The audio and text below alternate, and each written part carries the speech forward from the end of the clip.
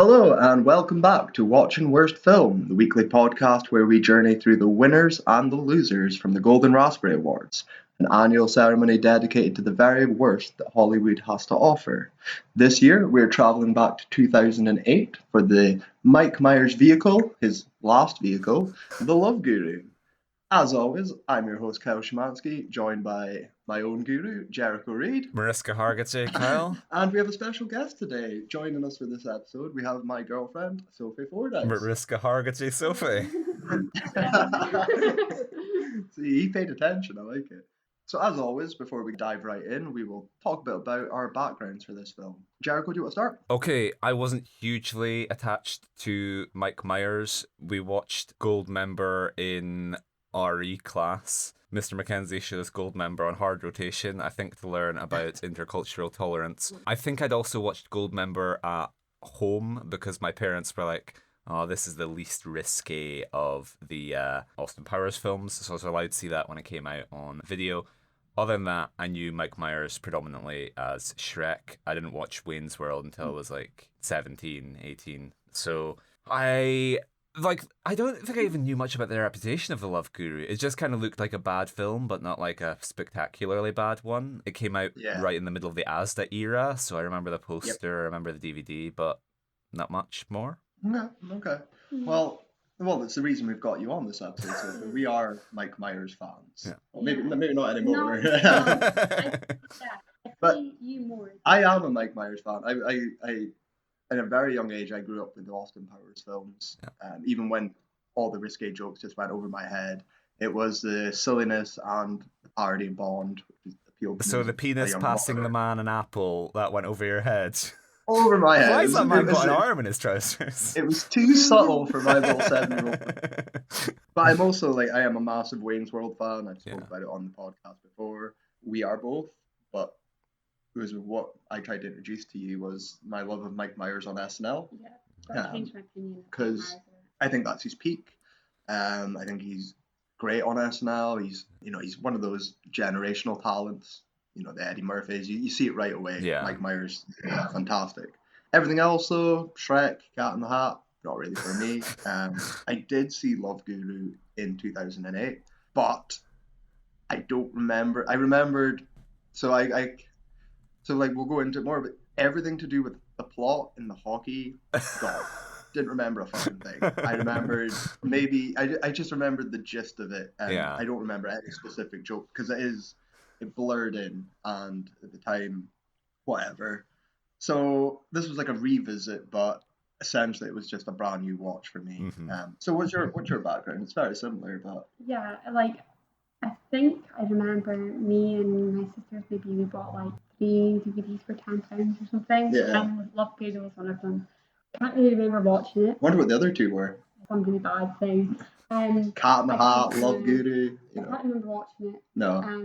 I like Cat in the Hat, so I actually do quite like Cat in the Hat. You're not the only one. I've not watched it. You're not the only one. We found this out when we were covering that year. And yeah, I found out that I quite like Mike Myers as well. Yes. And I do find him funny, but this was just this is something we'll all talk about because I think this is the awakening for a lot of people on Myers in a negative way.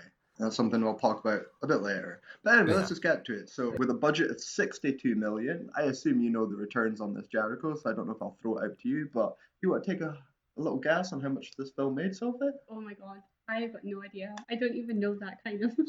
Well, just throw a number. $62 million budget. I'm guessing that it didn't make 62 million, or maybe it did make. Maybe it did. Take a guess. Okay, I'm gonna go 70 million. 70 million profit. Okay. I think you're crediting me with more preparation than I have because I never look up the budget until I am reading it out to you in the moment, so I don't actually know.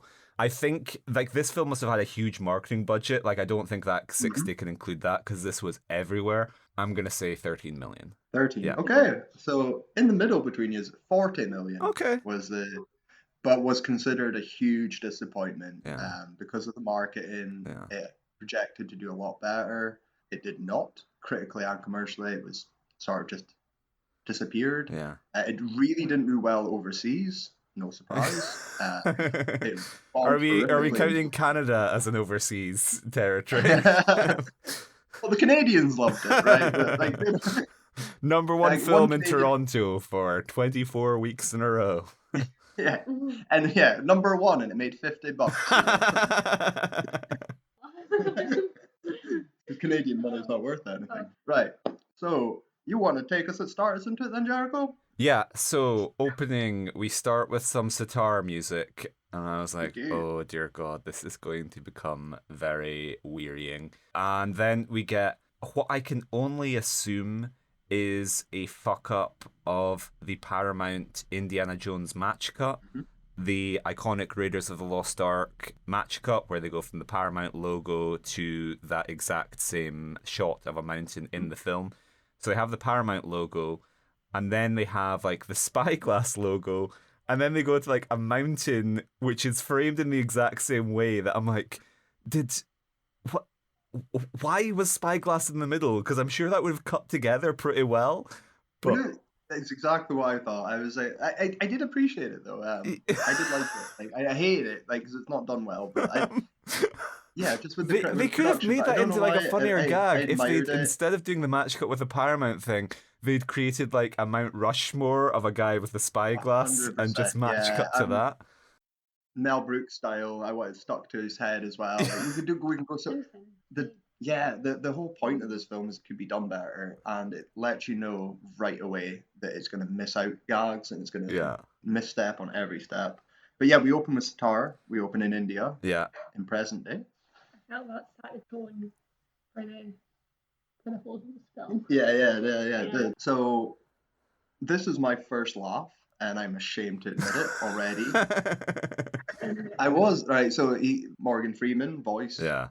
Voice alike is. I was like. Isn't there? And you know, right. So like, I don't know why I just it was half a laugh, but I'm gonna count it just to reveal that Mike Myers is speaking into the Indian voiceover machine. Well, yeah, like it starts with voiceover narration of, "Hello, I'm gonna tell you my story.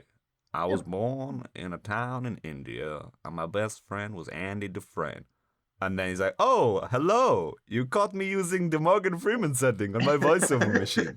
Which I'm just gonna. I laughed. Oh, sorry. Let me give my disclaimer here. I'm not doing an impression of Mike Myers. I just think it sounds like King Julian from Madagascar, which is a very fun voice. So I'm not doing a racist accent, everybody. Not doing a racist accent. Doing an impression of Sacha Baron Cohen playing a lemur.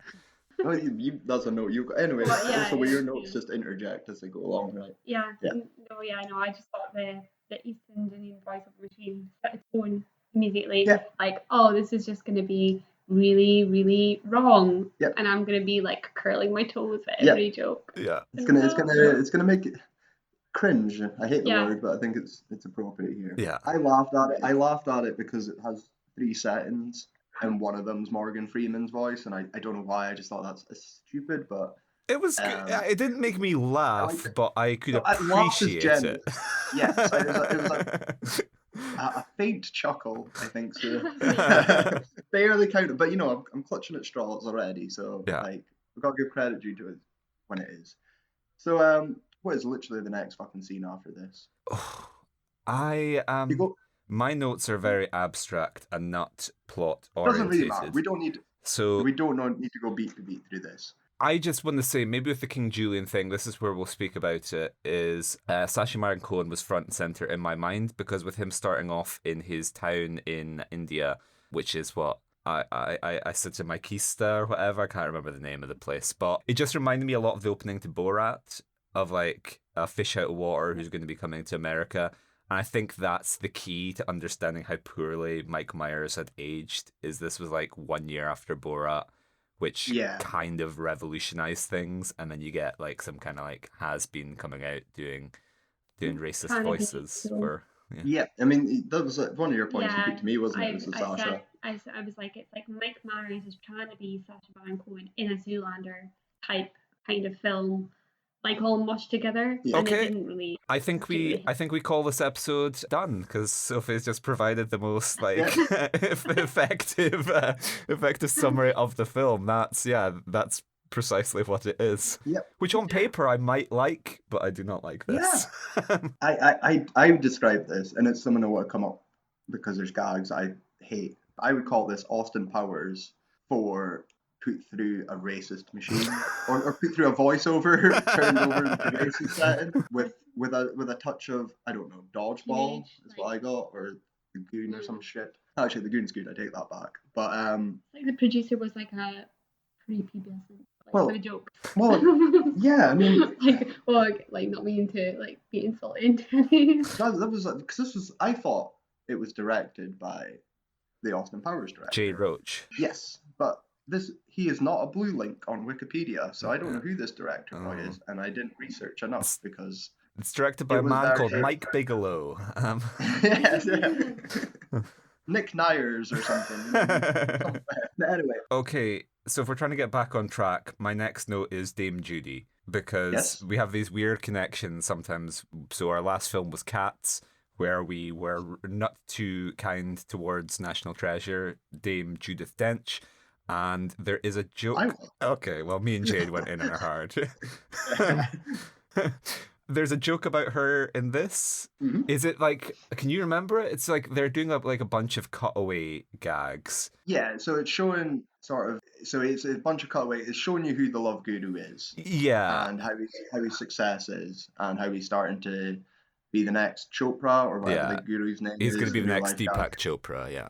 That's the one. And I can't remember the full cutaway joke, but it's something like he wants to put apology out for Judi Dench, and I hope you get the staples out. Okay, I think was the joke. Okay. And cut to her, cut to a lookalike in bandages. That was in the news. Oh. When they were doing like the sports news night type thing. I wrote down news night. Yeah, so I think that is after. I think we established we get what I want to talk about is Ben Kingsley and his roots in India. Well, is this, before we leap on, I don't know if I have a note, is this the tabloid gags? Because they're kind of doing that lazy exposition. Yes. That's after Ben. It doesn't matter. Okay. But we're here for the first 15 minutes to establish who the fuck the love guru is. Yeah. And we're going to get throwaway gags that are hacky as fuck. Yeah. We will get some elaborate set pieces where he's on an elephant and he's being groomed and he's got all these mansions. He's being groomed, you say? Are you suggesting corruption at the heart of the Hindu religion, Kyle? Ben Kingsley has groomed the love guru? Well, then maybe he does. He's like, suck my tongue. It's when so at one point, it doesn't even matter. While we're establishing it, it does flash back to his roots in India. Yeah. That he is a little orphan boy. That's bad. Well, yeah, I mean, I speak about the Alan Partridge effect that I love. Okay, this doesn't happen until later, because my note for this is Baby Myers, one of the best we've seen. I related that to a completely different show, Poverty in the Shadows. Yeah. What we do in the Shadows as well. Yeah. I was like, that's good. This is not. No. I and again, it might be ahead. Yeah. I don't care. Yeah, but we'll cover it now. We'll cover it now. Yeah. We'll flow it through it. I really did smile because they didn't adjust the size of the head, so he has this big dome little man syndrome. That's why I like it so much, is because I'm like, in 2008 this was the best they could do, was just like, I don't know, we'll go back to So I Married an Axe Murderer. What's the line from that? Of like, it looks like a Satsuma on a toothpick or something. Like, that's what it looks like. Is I'm like, this is why I like it, is clearly they can't do this in a convincing way. So it's just like Mike Myers' gigantic head on this. Yeah. The how bad it looked salvaged it for me, because we don't fall into the cat's uncanny valley. And it, there was a moment where I was like, is that intentional, or it was just because they couldn't do it well? Yeah. Because if it was intentional, I will give him a point for that, because that is funny. Yeah. Anyway, Little Orphan, he is under the tutelage of, I do not know Ben Kingsley's name in this, it's some shitty pun. Guru Tuggin Mapuda, is that him? There you go. Mike Myers, you've done it again. I wish we could see the writer's room. I just want the whiteboard where he's like, Guru, suck on my dong, Guru, big dickatha, Guru, and he's just like, no, it's not quite right. Just like Jack in The Shining, just like all work and no dick puns, make just like pages and pages and pages of potential names. The mind map is actually in cutting that and using that for socials. But yeah, like, so anyway, we're introduced to Ben Kingsley, who is cross-eyed from excessive masturbation. Yeah. So that's his character. I don't know how he got Ben Kingsley involved here. This is from Gandhi to the Love Guru. It's a strange career trajectory over time. Yeah, but Ben Kingsley's like that. We spoke about him in Blood Rain, and like Ben Kingsley comes up in like a bunch of like Ben Kingsley. I don't know. Gandhi was a long time ago. And Ben Kingsley now kind of thrives as like the ethnically ambiguous guy in shit movies. Yes, but the thing is, like, Blood Rain and sort of these B-movie tiers, if I'm Ben Kingsley's agent, I'm telling him it's a payday, it's a 2-day shoot, and no one's going to see it. Yeah. But there's always a chance that this is going to take off. Yeah. This is, this could be Austin Powers, the next franchise. We could have Love Guru franchises. Yeah. This could have marked his career forever. Actor Ben Kingsley died today, most remembered for playing Guru Tuggy Puda in The Love Guru and The Love Guru 2, Love Me Harder. So, but yeah, you know what? Like, it was a smile. I didn't know the cast of this going in. I couldn't remember anyone from it apart from Myers. I didn't know Timberlake was in it though. I seen his credit and I was like, oh, yeah. In memory, this is where my memory gets a bit foggy. I remember this kind of character as played by Myers in my head. Yeah. I thought we were getting, I don't know why, but my memory had told me that this was going to be his Eddie Murphy. This is his Eddie Murphy. He's going to be playing every guru, his own guru, there'll be... It's going to be a big old guru circle jerk of just... Yes, Myers is going to... This is why it failed in my... I was doing the Eddie Murphy connection. I mean, it's always going to be the Mike Myers show, which is something we'll speak about. Yeah. But yeah, so Ben Kingsley is unimpressed with young bobblehead Myers and forces a chastity belt on him. Yeah. For not loving himself because he wants fame and he wants to be... Well, I just want to say this is... I don't know if it's a laugh, but this was something I loved about the film is Ben Guru speaking to young little Colin Robinson Myers about how Myers wants to follow the path of Guru Tuggy Puda, and Ben Kingsley's like, why? It's like it's a hard life or whatever. And Guru Pitka says, I want to become a guru so girls will like me. Then I will like myself. And I was like, wow, Guru Pitka, you're so real for that one. I can relate, Guru. Even this is not her fault. That isn't a bad line either. This is everything that is remotely funny or has any sort of like, oh, you could do something is all this like the actual guru aspect of it. Yeah. Like, the media that we were talking about when they're going through to James, it's when they show like him hanging out with the Beatles. Yeah. I was like, okay, like we can do like a walk hard thing here. We could easily like just go for the guru sort of aspect of it. Cult leadery, yeah. Like I want him to be a Ravi Shankar. I want him to be like mixed with Manson, mixed with everyone. Like just this bullshit guru in India. If you'll permit me, just have to squeeze him in anywhere. If you'll permit me to invoke another guru for a moment, and indeed another figure who was pivotal in my belief that I could like myself by making women like me, Woody Allen. He's the Zelig of lovemaking, Guru Pitka. Because we have the tabloid thing where they show, like, this is very 2008, because you get all those upskirt, like Paris Hilton, Lindsay Lohan, Britney Spears, Guru Pitka. So, like, I agree with you. I don't dislike the idea of just, like, this sort of, like, Tarantino-esque alternate history where Guru Pitka's, like, the Dalai Lama, and he's just, like, this celebrity. Yeah, no, so that's again, though, this is all the highlights are sort of front-loaded in the first 15 minutes. Yeah. In my opinion. Once it actually begins and the movie moves along. Yeah. I will say, I'm going to say this now, even saying it's 15 minutes of probably the best parts. It is barely an hour and 20 minutes. This It feels movie. longer than that. It feels longer, but it is.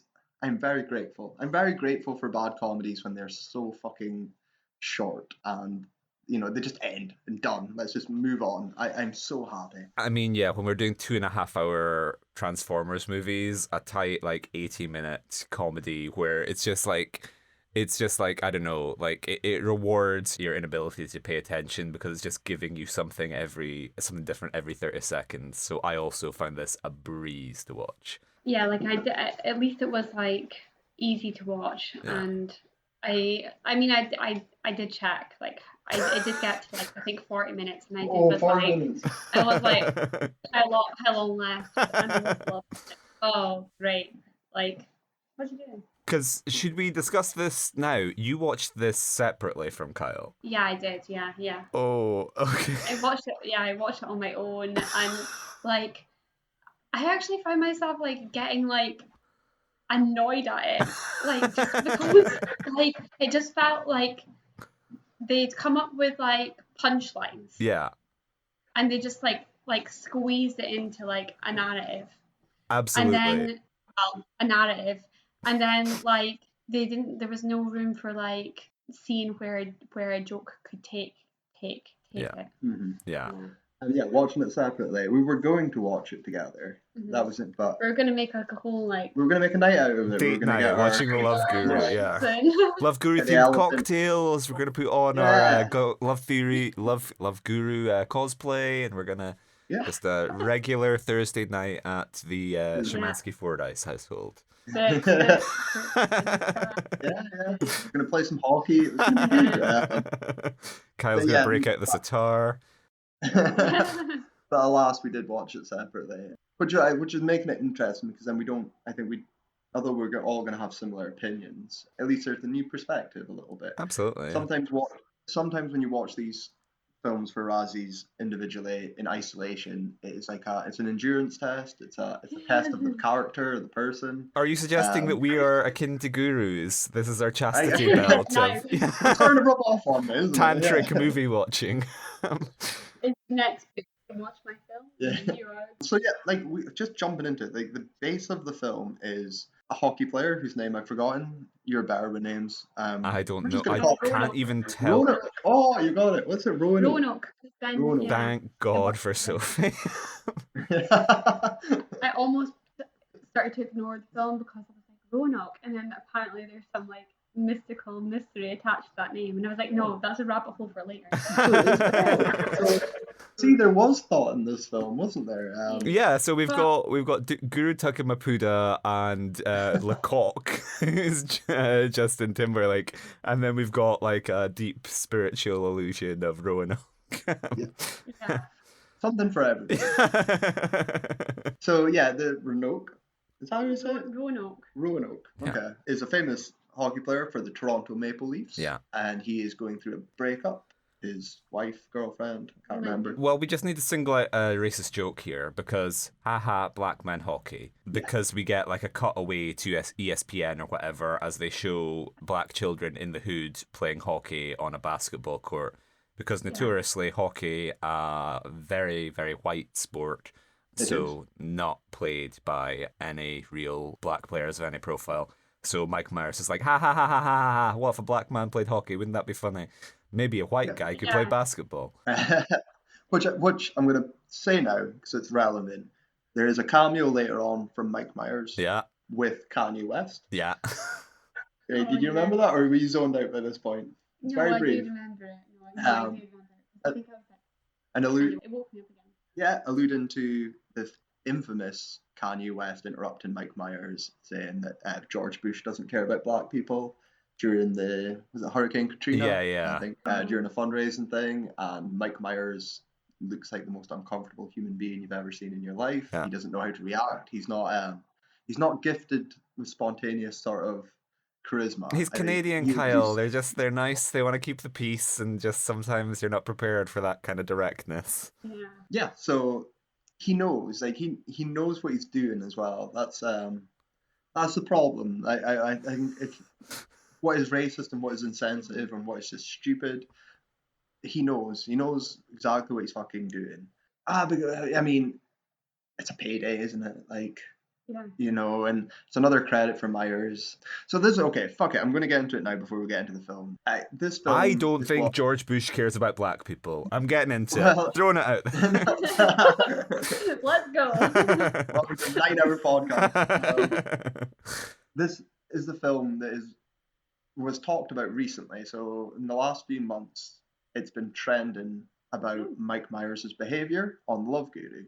What? So yeah, so I remember the this. Filming of it. So it's sort of a unspoken Hollywood secret, or it's well-known Hollywood secret, that Mike Myers is difficult.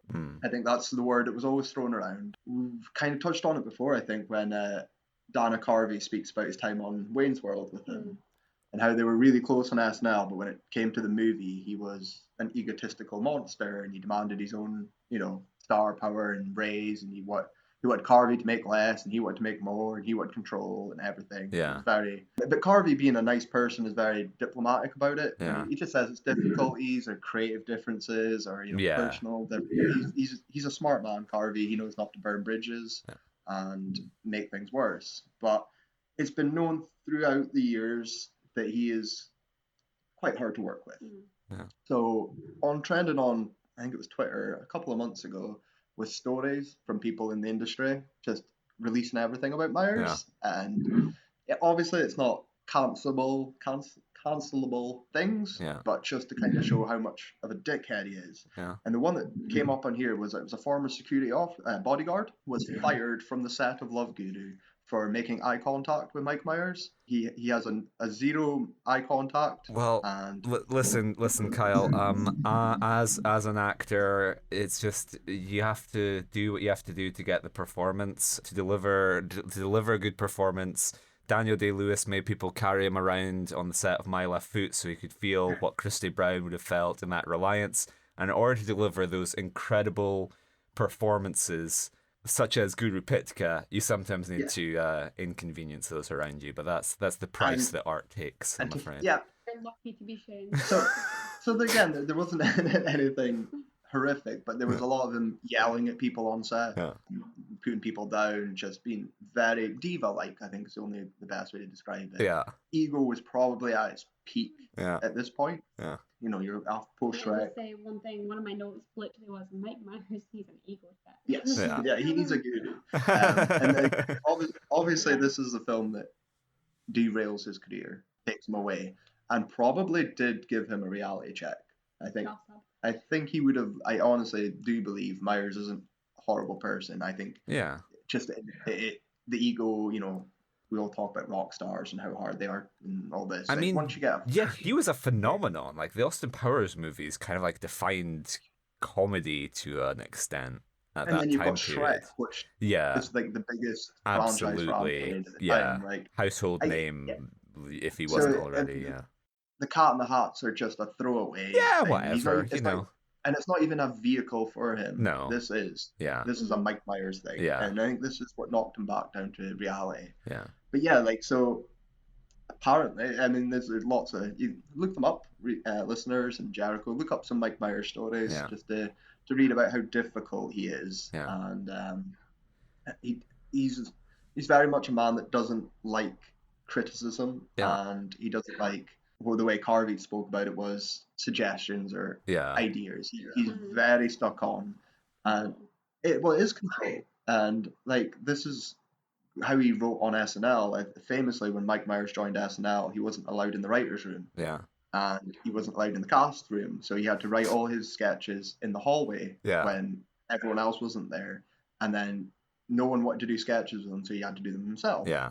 So like, all his ones are very much just like me on my own in a costume doing a voice. So like, I think that's how, because he was so young as well when he joined SNL. I think that's what worked. Yeah. In his head, he went, he doesn't play well with others because he was kind of the kid in the hall. And like, that's it. Was others didn't play well with him, or was it, his personality? We'll never know.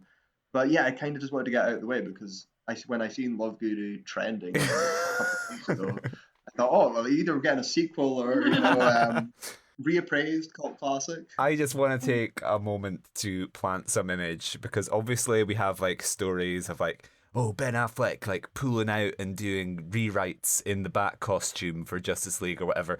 Dana Carvey doing a moment's silence on Master of Disguise in the Turtle Guy outfit. But I would like to invite you to imagine Mike Myers going on a massive Christian Bale rant while dressed as Guru Pitka. Just a guy with a curly mustache screaming at you, "Get the fuck off my set! We're fucking over professionally. Good for you, oh." Or even better if he's doing it in the Guru Pitka King Julian voice.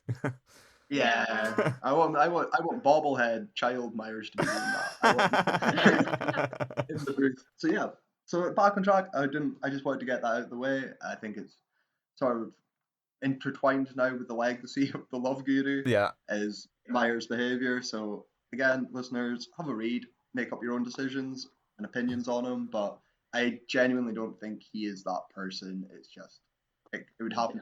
It would happen to everyone. Yeah. It's the way it is, unfortunately. Okay, clip it. We've now got our section to cancel Kyle with when it comes out that Mike Myers was substantially more abusive, and Kyle's like, "Listen, we've all been there." Dubbing it over. Harvey is a great person. Come on, like, look, guys, Kyle's a really nice guy. Okay, speaking about his Marlon Brando-esque commitment to character, we will now link this in with Dr. Moreau and Mike Myers' sidekick, his mini-me. Vern Troyer is in this film. So I was kind of happy for Vern, because this is the biggest part I've ever seen him in, I think. Yeah, I'd agree. Like especially speaking. Yeah, he's speaking. He's playing like a full-fledged character. Like, yeah. Yeah, so this is a good link as well, because you've got a note here, haven't you, about, was it nothing? No, nothing original. Like using it lookalikes. Yeah. Oh yeah. So the originality of the film is something that really got to me. Yeah. And I want to say now I'm very grateful that there wasn't an Austin Powers 4 in 2008, because it would have been this. Yeah. Regurgitated jokes. And when Vern Troyer is introduced to Mike Myers, he steals the joke from Goldmember with the mole. Yeah. But you're a midget, you're a little person, you're a small frat. It's a bunch of shit. It's the exact same joke though, and it made me so annoyed. Yeah. Because that's what, 4 years, 5, like, come on now, you've had time, you can do this. Don't steal your own fucking Yeah, because he's been thinking of witty ways to point out that someone's small, Kyle. Like things like, hey, small fry, that takes years to hone that kind of humor. Years. I will say though, I do like Vern Troyer in this. Yeah. Mm-hmm. He delivers my 2 biggest laughs. So again, chronologically, I'm all over the fucking place. But at the end, right. He's the coach of the Toronto Maple Leafs, but it isn't played up too much that that it's odd or anything that Vern Troyer is the coach, which I enjoyed as well. Well, I don't. I liked it because I was like, there was. I don't know if I deal with this later on, but there was a part of me that was like, I'm happy that he's playing like a regular dude. Like he's not like. It's like Peter Dinklage is pretty much the only small actor who gets to play roles that aren't pivoted around his height. And so I'm like, to a certain extent, it's good that Vern Troyer is just a normal guy and that's kind of normalized. But then I was like, is this just Mike Myers not wanting to share the limelight? If he's like, yeah, everyone else treats him normally, so I can just puncture it with, I'm the only one who's like, hey, ha ha ha, small. Of course, absolutely. Like that is 100% correct. But again, he did get my 2 biggest laughs. So fuck Myers, he stole the show. So you want to say the one at the end? Well, the bit that's not even in the bit. Oh, the after credits. Is that your biggest laugh? That's my biggest laugh. When the credits rolled, it was your biggest laugh. Or is standing there, like, and he was like, oh. The director shouts, can we pull back because all I can see is asses. And then he's like, oh, now you know what it's like. And I'm like, well, I laughed like out loud. I was like, that's a good one. He took the end of the show there. I also have a note for that because I thought that was going to start a ton of bloopers. So I was like, I was already heading out the door because the movie'd finished. And then that happened. I was like, okay, I'm going to have to buckle in for a little bit more. And it's just that. And so I'm like, one blooper, I'm like, are they saying this is the sole funny thing that happened on the set of The Love Guru? Yeah. The closest anyone came to laughing was Vern Troyer off the cuff, just making that. That's their memory from it. Like, oh, remember the Vern. They've all got T-shirts printed at the rap party with, Well, that's it. Like, this is where I'm like, oh, maybe, you know, if I was making this film, like, well, that's actually funny. Let's stick it in the fucking film. Yeah. Like, let's apatow it a little bit and we'll work it in, redo it. But Myers probably wouldn't have allowed that. Yeah, imagine that. Imagine that. A joke from the perspective of a small person. Nah, that's not work. Let's just have some guy say, small. Hey, looks like the Wizard of Oz has lost another munchkin. Am I right? Ooh, wow. We're being forced to watch something completely from the perspective of Mike Myers. Yeah. At that point in time, and it's exhausting. My biggest laugh from Vern was this is very at the end during the big game when Myers has solved the day and they're stalled for time, and Vern fakes a heart attack. Oh yeah, They get the defibrillator out to give him a shock. Vern has very good. Had rest in peace. Yeah, I was gonna say, I was like, did he not die of like a heart attack or something? But suicide. Oh shit! I knew he died young after being on Big Brother and speaking about how much he loved Heath Ledger. But So he's very good, like facial expressions, and his eyes bulging. Yeah, it's a quick cut. I was like, oh, that is funny, and then the quickness of that reaction to him flying across the ice and hitting a goal was. Just with the dummy effect, it was done so quick. No, the real Vern Troyer was thrown across on fire, and I thought it was funny because it was quick, it was sharply edited, and with his reaction, and then he gets up and dusts himself down and puts out his fire. I just thought it was done so well and so quick. And it has the joke as well of the sleeping guy does the buzzer for when there's a goal. Yeah. Waking up and hitting the noise and everyone cheers. I thought that's surreal and weird, and I really enjoyed it.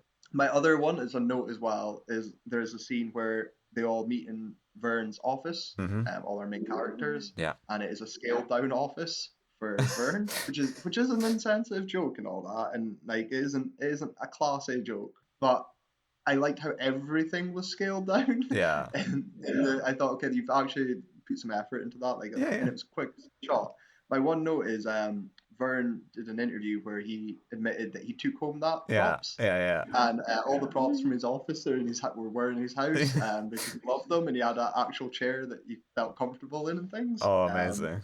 Which I thought that was nice. So honestly, the highlight here is. And Vern, Mike Myers is like, he did what? Hang on, we're gonna sue that man to high fucking heaven because no one steals from the set of The Love Guru. So my two biggest laughs are probably from Vern, other than the start. He was the glue for when the plot moves along. Where, again, we're running through it all over the place, but the whole gist is Mike Myers has to get what's his name back with his girlfriend, get his girlfriend away from Justin Timberlake and his huge cock, and also get on Oprah. That's it. There's not much else of the plot. It's just these scenes and little jokes and how he's tying them together and how he's trying to do it. Yeah. I also felt like a good performance, and like actor on the show was probably Vern was the best. The people I hated. Right, here we go. Here's a segment for us. The people that I hated the most. Yeah. John Oliver did my nuts in. Okay. I'm not a John Oliver fan at the best of times. I call him a libtard because that's a little name that I coined for John Oliver because he doesn't. That's original. I came up with that because I don't like his liberal bias. He's very disrespectful to our 45th president of the United States. So that's why I don't like John Oliver. Someone who I did like. I don't like Stephen Colbert in this film as well. He mugs off too much. How is he like? How do they ruin Stephen Colbert so much? Because he's like a commentator with Jim Gaffigan in the box, and I'm just like, Colbert's funny. Like, why is this just? Because that's it. But Colbert is funny. This is where he's my anti John Oliver. I do like Colbert. We like Colbert. A nice little link. Because we love him on the Dana Carvey show. Exactly, yeah. He's fantastic when he's with Dana. When Carvey's involved, he's amazing. Yeah. But when he's with Myers, the mirror image, it just sucks all the funny. Like he was enjoying it. He didn't. This is why his performance reminded me of Michael in Dodgeball. What's his fucking name again? Dodgeball. I've seen When they're doing Dodgeball, but Michael from Arrested Development. Michael Cera. Oh no, Jason No, Bateman. Jason Bateman. Jason Okay. Bateman. That's And Jason Bateman, it's a bold move, Cotton. Let's see if it plays off. Yeah, yeah. And he's Oh having yeah. so much fun. He's yeah. He steals pretty much steals the show right at the fucking end just by giving a strange performance. Yeah. But I felt like if you want good presenters or good sports presenters or whatever, watch it's gone at my head. The a cappella singing film. Pitch Perfect. Pitch Perfect. Yeah. Watch the duo on that. Yeah, John Michael Higgins is fantastic as the I don't love Higgins. And I was like, oh, that would have been so funny if they'd done it more like that. Yeah. And because it cuts away so often, and they do get Jim and Steve get so much time and gags and because the movie would have been 50 minutes without them. Yeah. Yeah, okay. Is that you finished, Kyle Hate Coroner? Yeah, no, my list of people. Yeah. People, so, right. Do you have thoughts on Jessica Alba in this? So this is actually my next note. I forgot she was in it. Okay. And this is kind of like the Jessica Alba vortex, where we had the Fantastic Four films, we had Sin City, but I feel like Jessica Alba, I mean, she turns up in things, obviously, like Valentine's Day, but if Jessica Alba is in a film, a high-profile film in a prominent role, odds are it was released between the years of 2004 and 2009. Yep. And because she's the owner of the Maple Leafs and the love interest, but she's just kind of bland. No real thoughts. She doesn't do a thing. I kind of felt sorry for her as an actress a little bit. It's the least challenging. Right, so she does nothing in the film. Yeah. And I have no criticism because she has nothing to do. She has no jokes. She doesn't get any real arcs or anything. Apart from in his daydream. I'm like, did you watch her? If you ever watched Bollywood? Well, that's it. See, at the end, this is the only time I thought of Alba is at the very end when they're dancing to the Steve Miller Band done on a sitar. It's the Joker. Yeah. And Alba comes out for her chorus. Yeah. And she does a fucking Indian voice. She doesn't do that. That was dubbed. That wasn't her. I don't care. Yeah. I don't care if it's dubbed. It's coming out her fucking lips, right? It's still reflective on her. You're not AI doing this. This is. I know it's not her real voice. I assume it's actually Myers' real voice though. For the singing. You could say no. I don't know. Yeah, I don't think that's fair on her. But I would no nothing bad to say about her. All my criticisms were on John Oliver, and I hope Val Kilmer got paid for his cameo. Yeah. I hope there's a favor, and that's another thing I was going to link to. Sort of Myers being a dick is I always forget, and we do this because we watch them all the time. We have our drinking game where we watch vehicles for SNL stars, and we take a drink every time there's an SNL cameo because if you've been on the show, you've got all the alumni. You the can phone book. Pull out your phone and pull out. There's not a single fucker in this film that's like SNL, and that was a huge shock for me because I know you want to get away with it, but you could have pulled in anyone here, just for you could have racked up some cameos, some other players and stuff could have been. Oh, there's Ben Stiller, there's Sandler, there's David Spade's in doing a reporting or something. Fucking Norm could have been doing the sports. He's Canadian. It would have worked. We could have Norm Macdonald doing this behind the sports desk. He doesn't. Mike Myers doesn't want talent around him. You can tell that he doesn't want people to get that Wayne's World thing. So what we are left with is Val Kilmer for 5 seconds, Kanye West for 5 seconds, Ben Kingsley going cross-eyed and being so unfunny it wouldn't steal anything from. Ben Kingsley's going to piss into a bucket and they're going to smack each other with mops from the piss bucket. That's the level we're going to get at because there's nothing else to do. I'm going to bye. So that kind of comprises half my notes because halfway I have Mariska Hargitay, this is not going to get old real fast.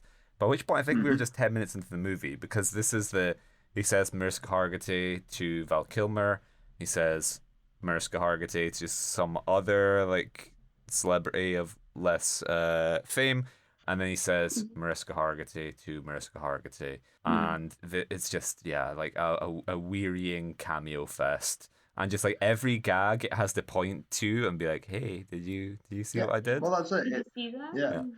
They literally do it with her as well when they played the Law and Order sound Yeah. Like, oh, that's where she's from. Hey, like that's Myers. I've known these cameos. It's the Hunter Biden erection boing sound effect, just in case you don't catch it. For those a little slow in the audience, here's where you may have seen her before. I can't remember what my. What's up? No, sorry. I was just gonna say like the Law and Order thing. It's like forgetting these people, the actors, and not just their people. It's like, oh yeah, no one will remember you. That's a good joke. Exactly. Like Val Kilmer is like, okay, we're not gonna humiliate you, Val, as like Top Gun or Batman. But Mariska, we don't want you under any delusions that you are here because of your funny name and one notable credit. Yeah, so my note I have, the rhythms in this are so weird. I can't remember what precisely provoked that, but there's just something about, like, it might be the fact that Mike Myers is, like, clearly just, like, not allowing anyone to sort of riff with him, and it's just kind of him, like, that might be it. It might be just the lack of listening of he's just kind of, like, doing a one-man show, and that's what contributes to it just feeling weird comedically. Like he's almost like, it's almost like he's breaking the fourth wall at times. He does fucking break the fourth wall in this film as well. That's a note I have. Yeah. I will let you continue and then I'll That's really it. Okay. I mean, I could segue into my next note, which is Mike Myers has one of the most annoying faces in this. I can understand. I can understand why he wouldn't be seen on screen for a decade. I understand. I agree with it. Again, you say I drop in Manson in every fucking reference. There is shots in here, right? Yeah. Where he would play a convincing Manson. Oh, for sure. If you just uncurl the mustache. Yeah. Like, I was like, fuck, you'd put a swastika on your head. You'd be a great Charles Manson. And that's why I was like linking to it again with that cult leader sort of, we'll do this sort of different parody. Because it doesn't parody anything other than Chopra, whatever his name is, side help guy. There's not any, like, Austin Powers parodies like 10 things at one time. Yeah. Everything from Bond to the Avengers to Michael Caine, like 6 Days, Serials, Mission Impossible, everything. Yeah. Like, there's so much things thrown in there. And this doesn't have a clear idea of what it's making fun of or what it's about. It's just, wouldn't it be funny if, it's like a one-line premise. It's so surfacey, and like I just feel like when you said it doesn't like flow right and it's like kind of clunky, like it just feels like if somebody was going to interview and they'll go to ask them what the person thinks and they're like, right, okay, cut, and then like there's no actual there isn't a flow to the film. Anyway, on that note, no, I agree. I agree with both you guys. I need to say this before I forget about it. There's a scene where he's driving in the car. Yeah. I think it's with the hockey dude, and they're switching radio stations. Yeah. And Myers switches it to Bohemian Rhapsody. Yeah. And then stops, turns to the camera, and has a little look, and it gets switched. And I got so fucking angry because I was like, how dare you make me think of your better movies and your iconic scenes when you were funny. Oh my God. I was like, Carvey is spinning in his turtle shell just now. I should just wait. He could have stopped the fucking film and just said, "Hey guys, do you remember Wayne's World? Like, remember how funny that was and how much everyone loved me in that." Movie freeze frames. Mike Myers walks onto screen as himself. It's like, I'd like to promote the special collector's 20th anniversary edition of Wayne's World, available in all good retailers. 20th anniversary. Yeah, with t-shirts, all the new merchandise, and also the remaster where I play both Wayne and Garth. Swing. So yeah, that was one of my final thoughts because it fucking really pissed me off. I was also on edge that we were gonna get a Shrek joke or an Austin Power, like a real just here's me doing funnier things. I think DreamWorks probably had a very tight leash on there. It was like, no, Myers, we have gone to a lot of lengths to separate your personas. We are not letting you attach our big green money making machine to your dick comedy. You could easily, right, so you could easily just, I would have thought, if I'm a Hacky Myers mindset, he, makes a swamp joke. Yeah. And he just true. Yeah. accent. Yeah. And then turns to the camera. And, Did you see what I did there? Did you get that? Yeah. Oh, look over there. There's a cat wearing a hat. How fucking funny, like. Okay, we can maybe work this in here because I have a question. Why is the Love Guru wearing nipple tassels? Because they perhaps could have been Shrek shaped. They could have. There could have been a little Shrek on his chastity belt, He could have even just, especially in the India scenes, he could have easily had a donkey. Yeah. Like, he could have just done subtle things. I was on edge for the entire movie after that point, just expecting references to Myers' better work. It's like another notably down-to-earth figure in the world of entertainment, Walt Disney, and all the hidden Mickeys and all the Disney films just have like these little Shrek silhouettes incorporated everywhere you can in the Love Guru. Okay, another tangential thing I want to reference because this movie's been a bit of a fever dream. No, our first Razzie Jericho, because they go to like a cafe or something. There's like they go to it's a church, isn't it? They go to like Jericho Church or something. But my name is seen on screen in this film. So you're now eligible to come on the show. That's great, fantastic. Yeah. Which is funny because, like, I don't know, we haven't done surprisingly, we like to keep tally of Scottish characters in Razzie movies. I was prepared. I was confident there was going to be one in this. We're going to get Guru Bastard or something. Yes. That's why I was saying, even in the Shrek, I expected a Scottish voice from Myers. Yeah. Yeah, there'll be a kilt and stuff with tassel, and he would have the beard. He'd have a big ginger beard, but still have the curly mustache. I so expected that, and I actually think it's Canadian, so they've all got Scottish roots somewhere, don't they? Yeah. Not to generalize, but they do. I think Myers does, so I would have counted him if he did a fucking accent, but I won't when he's not. Yeah. When he's doing a racist accent. We did not take ownership for that. Yeah, so Scottish character tally, I don't know, we're on 4 or 5, whatever, but Jericho, I always like to keep track. Being a narcissist, I like to keep track of movies that reference my name. So we, of course, have Arnold Schwarzenegger, plays a Jericho in End of Days. Kevin Costner plays a Jericho in Criminal. 2008, the year of the Love Guru, we also had Jericho in Iron Man. And so, big year for Jericho cinema, 2008, it turns out. Okay, this is maybe like a more sort of like abstract note I have a few examples of. I didn't hate this film. Like, I enjoyed this film more than I expected to. And I think this film perhaps comparatively benefits from being likened to the works of Adam Sandler. Because, like, at no point did I get the sense that Myers was phoning this in. He is committed to this, and like the sheer volume of gags, like when they do the like crushed nuts in a sling, I was like, this required props, this required planning. Like, there's multiple, like, you'll get a gag and then it'll sort of keep on going, like the Mariska Hargitay cake or whatever it was. Like, all of it's committed, where like an Adam Sandler movie would just be him and his buddies being like, hey, you're small, whatever. So I kind of admire Myers' commitment to this, but it kind of relates to what you said of like he thought he was bringing his A game here. He was like, yeah, I'm making another like cinema classic. Yes. It's maybe the self-awareness of like Sandler knows what he's doing and he's kind of just embezzling money from Netflix for the least amount of effort. Whereas Myers, I think, thinks he's making the next Blazing Saddles.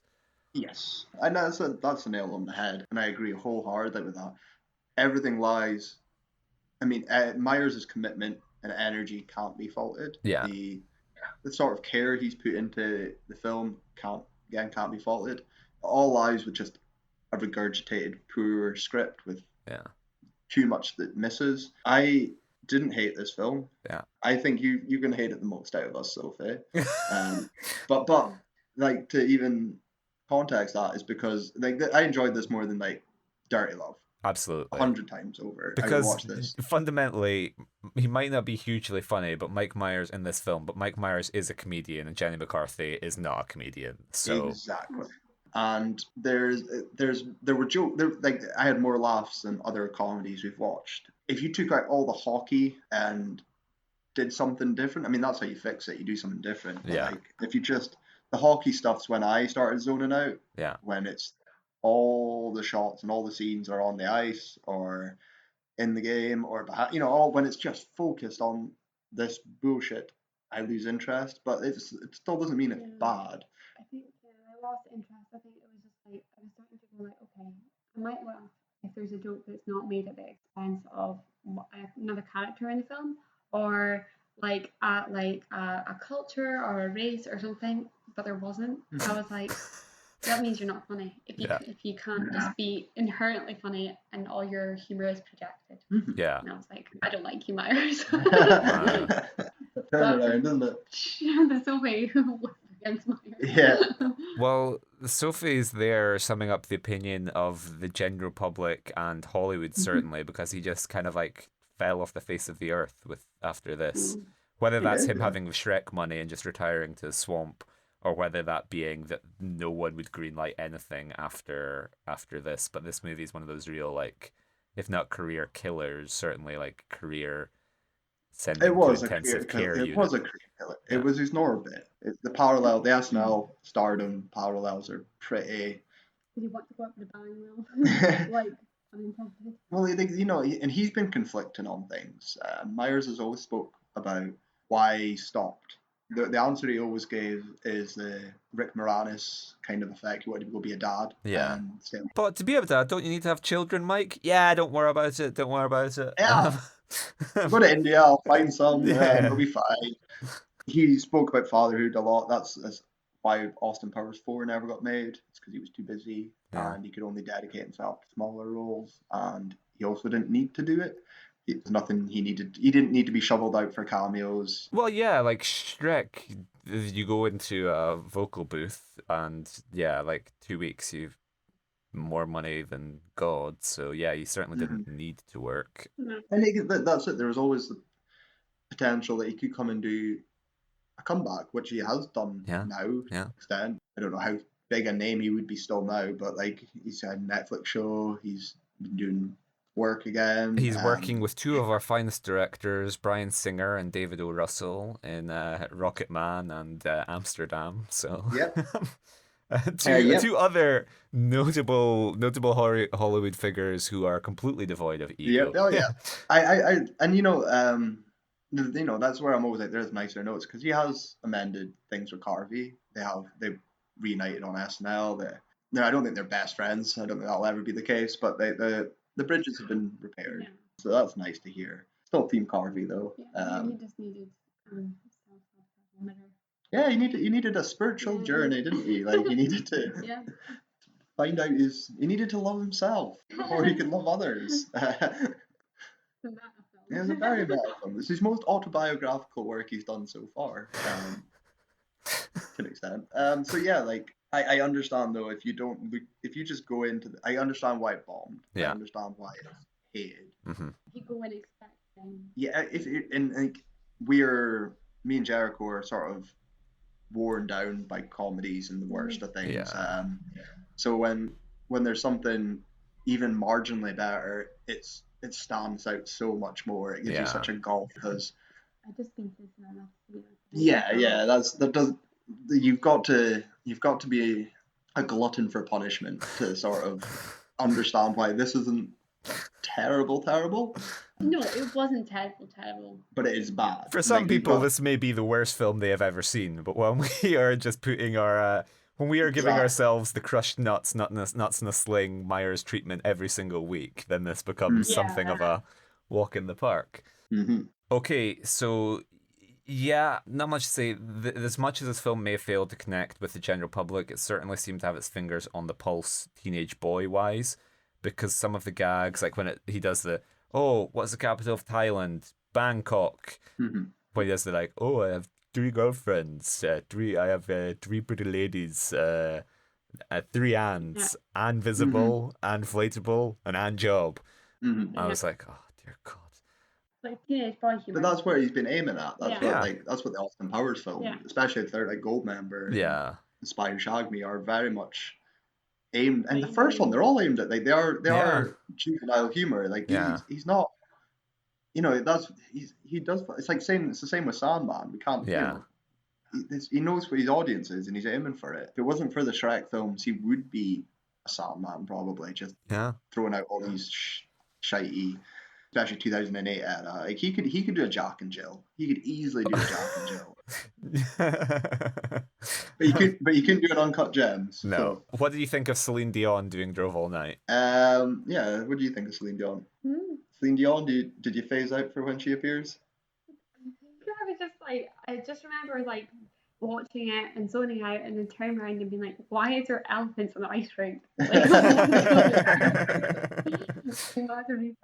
I do remember Celine Dion being there, but I can't remember why. Yeah, where are they at again when she comes out? They're just like at a nightclub or like a Celine Dion concert or something. It's a weird small venue. I only chuckled at the thought of Celine Dion flying out to play in front of 100 people in a small little dingy club. That made me smile. I laughed at Justin Timberlake's enthusiasm for Celine Dion being French. Well, exactly. She's a Canadian icon. So again, this is Canadian, like French Canadian. It's all there. It's all linked nicely together. Yeah. We haven't actually spoke about him much, Justin, because that's one of your notes, isn't it? Yeah. It was. Yeah. It just reminded me of Justin Timberlake when he was in film. He played. Justin Timberlake played this like it was an SNL sketch, and he doesn't like give like an SNL sketch that isn't written by The Lonely Island. Yeah, that's his, and it's fine. That's the benefit. Yes. I like Timberlake. You like Timberlake, but like he's fine. He doesn't get to upstage because he's not allowed to upstage. No one. Only I can dance. So. Yeah, he's fine. Do you have any thoughts? I think like Justin Timberlake's someone I go back and forth with because like I do like him, but I think he just needs clarity of vision. He needs to be working with like an auteur like Fincher. He's great in Social Network, or Dick Kelly in My Beloved Southland Tales. I think he's incredible in that. But when he's just like I don't think he's hugely funny if left to his own devices. I think he's capable of being hilarious, like in Pop Star. But like, I think you need to be very specific in what you're getting him to do. And this Myers obviously doesn't give a shit about anyone who isn't him. So I don't think this is a great platform. I agree with that. He needs good direction. He needs in Pop Star. He was that's right. So, I mean, he needs The Lonely Island. Yeah, they know how to get something out of him. Yeah, it's like good acting. Like. He plays it well. Yeah, you know what? Like even when I go the same, I go back and forward with him. He does try. Yeah, he is a man that gives a lot of effort. He doesn't just. He never phones it in. It's just like sometimes he needs more of a helping hand, I think. Yes, I agree with that. So I mean, that's pretty much the film, isn't it? Have you got any more thoughts you want to add? Either of you? No. Nothing driving me, just like the plot. So like, we haven't even. So the Leafs need to win the Stanley Cup, and their star player has issues with his girlfriend, and which stem from mother issues, and so that's why the Love Guru, introducing the plot right at the end, an hour into the podcast, the Love Guru is brought on to help him navigate those issues to win the Leafs the Stanley Cup. So it's like the final, I think, and Justin Timberlake has invited his mum to sing the national anthem, gets inside his head, and so Myers makes two elephants fuck on the ice, and that distracts him. They fixes things, they win. Wakes you up. Myers abandons his Guru Pitka, lets go of his desire to be on Oprah in order to head back to the rink and save things. That is the end. They go back to India. Jessica Alba was worried that Mike Myers didn't want to fuck her because he wasn't into her, but in fact he didn't want to fuck her or he very much did want to fuck her, but he was wearing a chastity belt. He reveals to her that he is taking a vow of chastity. They go back to India. I had here like my prediction. I was like, without a shadow of a doubt, this is going to have a big musical number because Mike Myers doesn't know how to end things. And then this was maybe my first actual laugh of the film, Guru Tagamapuda takes the chastity belt off him, which didn't have a key, it was just a twist thing. This is going to sound insane. I'm really hoping that people who are listening to this have watched the movie. So Guru Tagamapuda takes off the chastity belt, and Jessica Alba's like, "What do you want to do?" And he's like, "I've had this belt on since I was 12. There's only one thing I want to do. Sing!" And so we then get a big song and dance number where they sing what's the I'm a Steve smoker. Miller, The Joker. They sing the Joker. I was like, okay, I can kind of make defense of this, of it's the Bollywood lineage of like Slumdog just ending in a big dance number. Is it at least not like, just because I was like, Myers has spent too long in the DreamWorks system, he won't know how to end a movie without dancing around to Smash Mouth. And so, but I can kind of make exceptions for this doing the Bollywood thing. Not that this movie acknowledges Bollywood in any other way at all. But yeah. And then they only picked that song because of the line, "Some people call me Maurice." And that's the name of his character in the film. But I'd say I'm the gangster of love. So he's done it just for 3 words in the song. I did have a little laugh at the end when Ben Kingsley takes off the chastity belt and then disappears in a puff of smoke, but doesn't, and then just walks away. That was half a chuckle again, half a chuckle. I'm going to say that's 2 real laughs and 2 half chuckles. Yeah. So it's probably just past my threshold of 3 laughs to make it watchable. So yeah, that's it. I think we've spoken at length as well on how we'd fix it. How would you hang on, I do have one final note, which is you speaking about your prediction this would be a Meet Dave with Myers doing like another gold member, another fat bastard multiple role thing. Pleasant surprise that he doesn't, but he is nevertheless credited 3 times in the closing credits. Mike Myers as Guru Pitka, Mike Myers as young Guru Pitka, and Mike Myers as teenage Guru Pitka. And I'm like, and he had the restraint though not to credit himself as himself. He did. No, he did. Did he? Oh, fuck it. Yeah, I'm sure. Like further down, it has like Mike Myers and Kanye West as themselves or something. I closed that and gone out for a cigarette by that point. It's like he doesn't do the slash thing. He like young Guru Pitka. It is 1, 2, and like again, like I don't know. A part of me was like, is there a version of this which could have been funny? Or is this just the hubris of a man being like, no, I want to see my name 3 times? So yeah, as always, at the end of this half of the episode, we will discuss the quickest and easiest fix to make this a much more enjoyable movie. Yeah. So we want to start with you, Jericho. Before we'll leave you to have a think. Sophie, like, what do you think the easiest, tiniest little fix that would make this better? Okay. What's yours?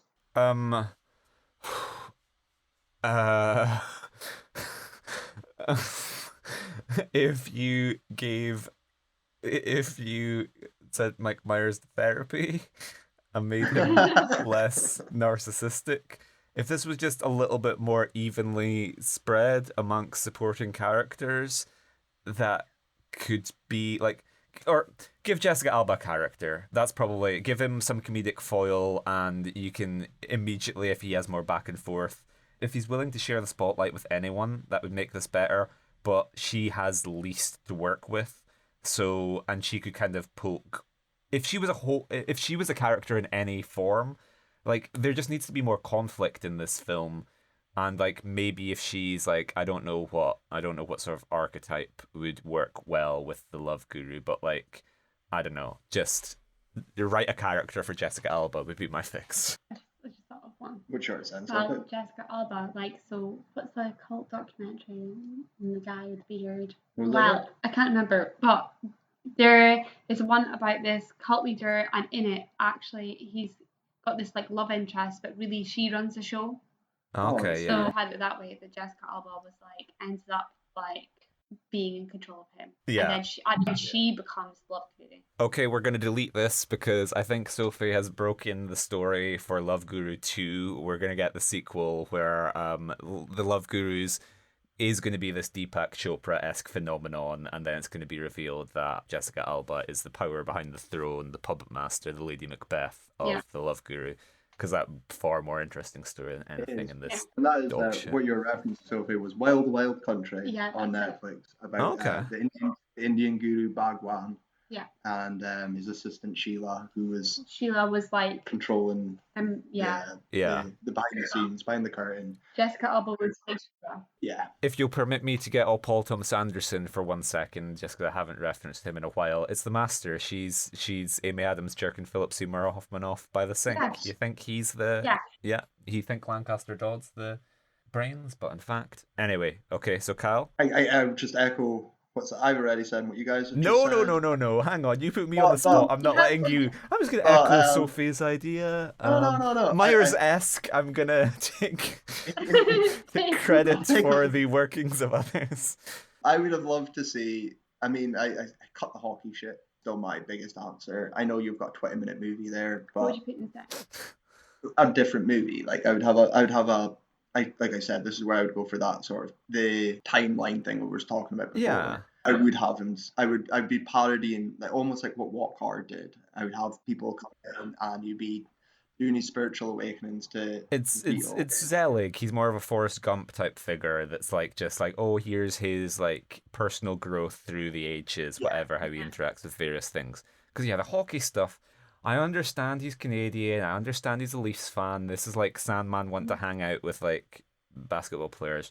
But the hockey stuff just isn't. I understand he needs something, but the hockey stuff is not funny. It's not good. And if it's just one scene, if it was just one throwaway gag, he had to go and help this guy. Yeah. And if he was leaving it all on the ice with one hockey scene, that would work. Yeah. But as I'd be happy. I'd be so happy. As the overall narrative to drive the fucking film is dreadful. And so that's the easiest fix though would probably be to let Myers do more. I would probably end on I wouldn't fully Norbit, fully Austin Powers 3. Well, it's your guidance for Kirk Cameron, just Mike Myers in every role. Yeah, basically, like just playing his own love interest. Maybe Jessica Alba would get something to do if she was Mike Myers. Yeah, basically. I mean, like it wouldn't be good, but it would probably be more entertaining. It would be more something. Yeah. It'd be more something. I mean, that's the easiest fix. He'd be my John Oliver role. Yeah. Very minimal, I would be doing some split screen. I'm not just gonna have Myers be the only character. Would you have Myers in brownface? Kyle, do you believe in the minstrel shows? Do you want to approve the practice of? I was. Listen, he's playing Justin Trudeau. It's okay. He's playing Justin Trudeau. I was flabbergasted that he did at least not do that. And oh, thank God that he did the Canadian orphan little segment, because I 100% expected him to be not in full brown face, but like hints of like a shade of something. I will give him credit for having. Thank God, because otherwise this film could have been problematic. But that bullet was dodged. Oh, thank Christ, it was very, very PC friendly. I don't know if I would go as far as to go, Mike Myers, I give you credit for not doing For not being... Well, you've got to. It's the small victories, isn't it? Other than that, though, like, I don't think there's a simple little tweak other than doing something different. I'm very glad that this wasn't Austin Powers 4, which part of me does feel was at one point. Yeah, it could have been. When he was doing it, and he's just, fuck it. He was watching Oprah, and he's seen Chopra on it, and he's like, fuck it, I'll do that. There we go. That's his Kaiser Soze mug drop moment. But yeah, like I would have liked to see more people in it. I'd love to see people getting more lines. I'd love to see more characters. I'd love to see SNL. I'd love to see, like that's a meta joke. If Carvey did have a little cameo in it or something, and they had a little glare or something, or if Carvey was another guru. Carvey could have been driving past in a car when they do the Wayne's World. He just looks. But then I want Myers to like float it and get away from him or something. The Paul Walker moment. He just runs him off the road. That's more inside a joke than have you seen this movie? Yeah. And I like I say, get Murphy. Murphy could have done a cameo or something. This would have been Norbit time. Like, I have a little something for you in the second half, but yeah, Oh, Murphy. can't wait. Murphy was Talking about busy in careers work. dying. But yeah, I don't think there is. Do you think this is a worthy Razzie picture, Sophie? Yeah, not for any of the cast apart from Myers. Like not like an. But overall, as a overall film, as a film. this is one of the absolute worst picture. Yeah. Yeah. I will say, yes, we have seen worse. Yeah. We will see worse, and in this scale of things, it is not the worst. Yeah. I mean, yeah, it's the worst film. But it is an unfunny movie. Yeah. It is insulting. It is terrible in so many ways that it's really hard to argue that this isn't a worse picture. And it killed a career. It killed a huge star's career. So We're speaking about Vern Troyer, right? Yes. He doesn't do anything after this, does he? Like, well, his crowning achievement of the Imaginarium of Dr. Parnassus, that was yet to come. Oh, okay. So he used this as a springboard. He was going up and Myers was going down. Yeah, I agree. Like, this isn't the worst film of the year in that there are more excruciating watches, but certainly as like a study of hubris, as like this is one of the more interesting failures in terms of like this is relatively unique within the Razzies. What we've spoken about is what we don't like when things are just kind of like generically bad, but you're certainly watching something kind of unique here. So I agree. This and Myers certainly Razzie worthy. No one else really, because he doesn't really share enough to give them anything to be Razzie worthy with. So yeah, so the nominations for this film: Worst Picture, of course, discussed. Worst Actor winner Mike Myers in The Love Guru as Guru Maurice Pitka. Yeah, we can't. It's hard to argue against that. It's Myers at his laziest. Yeah, he's got energy. He's full of energy. It's not that kind of lazy. It's lazy in terms of like character. Yeah. He deserves it. Yeah, hard agree. Worst Actress Jessica Alba for The Love Guru as Jane Bullard. So this is shared with another film, so we can speak about that other film in the second half, but like that must be doing a lot of heavy lifting, because I know Mr. Razzie is kind of like hard to pin down on what constitutes a leading performance versus a supporting performance, but she's hardly fucking in this. Yeah, no, I strongly agree. I don't think she's terrible. She's not good, but like she has nothing to work with, and she doesn't do anything. Yeah. And I don't agree with that one. But if it's doubling down doing the Mr. Razzie 2-in-1 sort of nominations, you are in The Love Guru. It's hard to like. It's just, maybe when this podcast is over, we can set up some sort of Razzie appeals court, because I'd just like to see Kyle be like, well, you are in The Love Guru, so appeal denied. Yeah, well, like, this is where I want like worst agent or something. Yeah. Because whoever told you, Alba, this is the role to take. Like you get. So 2008 is the year of Indiana Jones, and Indiana Jones is also on my mind, the new one being out. But this is the passing of the torch. Mr. Razzie's fedora is going to fall down, and you need to take over the Razzies, Kyle, because your suggestions, like worst agent, you're the Phoebe Waller-Bridge that this franchise needs. Is that a compliment? Take it as it was intended, Kyle. Take it as it was intended. Would you prefer you're the Mutt Williams of this franchise? Because that is on offer. So, worst supporting actor, we have Ben Kingsley, triple nomination. But the part we are interested in is The Love Guru as Guru Tugin Mapuda. So I agree. It's annoying. Said it before. It's one joke. I mean, whoever did this wouldn't be good. Like even if Carvey or Sandler or anyone we like was doing this, it's not funny. So it's not funny concept. Yeah, he's not funny. So I don't know. I'm indifferent on this one. I'm gonna go out to bat for him, because I don't think he's like, I think he brings a level of commitment to the bit that someone else wouldn't. He doesn't wink at the camera, and that's perhaps because his eyes are crossed, but he's maybe winking at something which he thinks is the camera, but is in fact 4 feet to the left. But I think I just quite like Ben Kingsley, and I think he's I think he's fine in this. The role is terrible, and basically any other version I imagine of it would be worse. So for that, I feel like I have to defend old Ben. That's fair. That's motion overruled. Like, I agree. Next up before the court, we have Vern Troyer in The Love Guru. Again, another double nom, but this is for Coach Punch Cherkov. I didn't know that was his name in it, actually.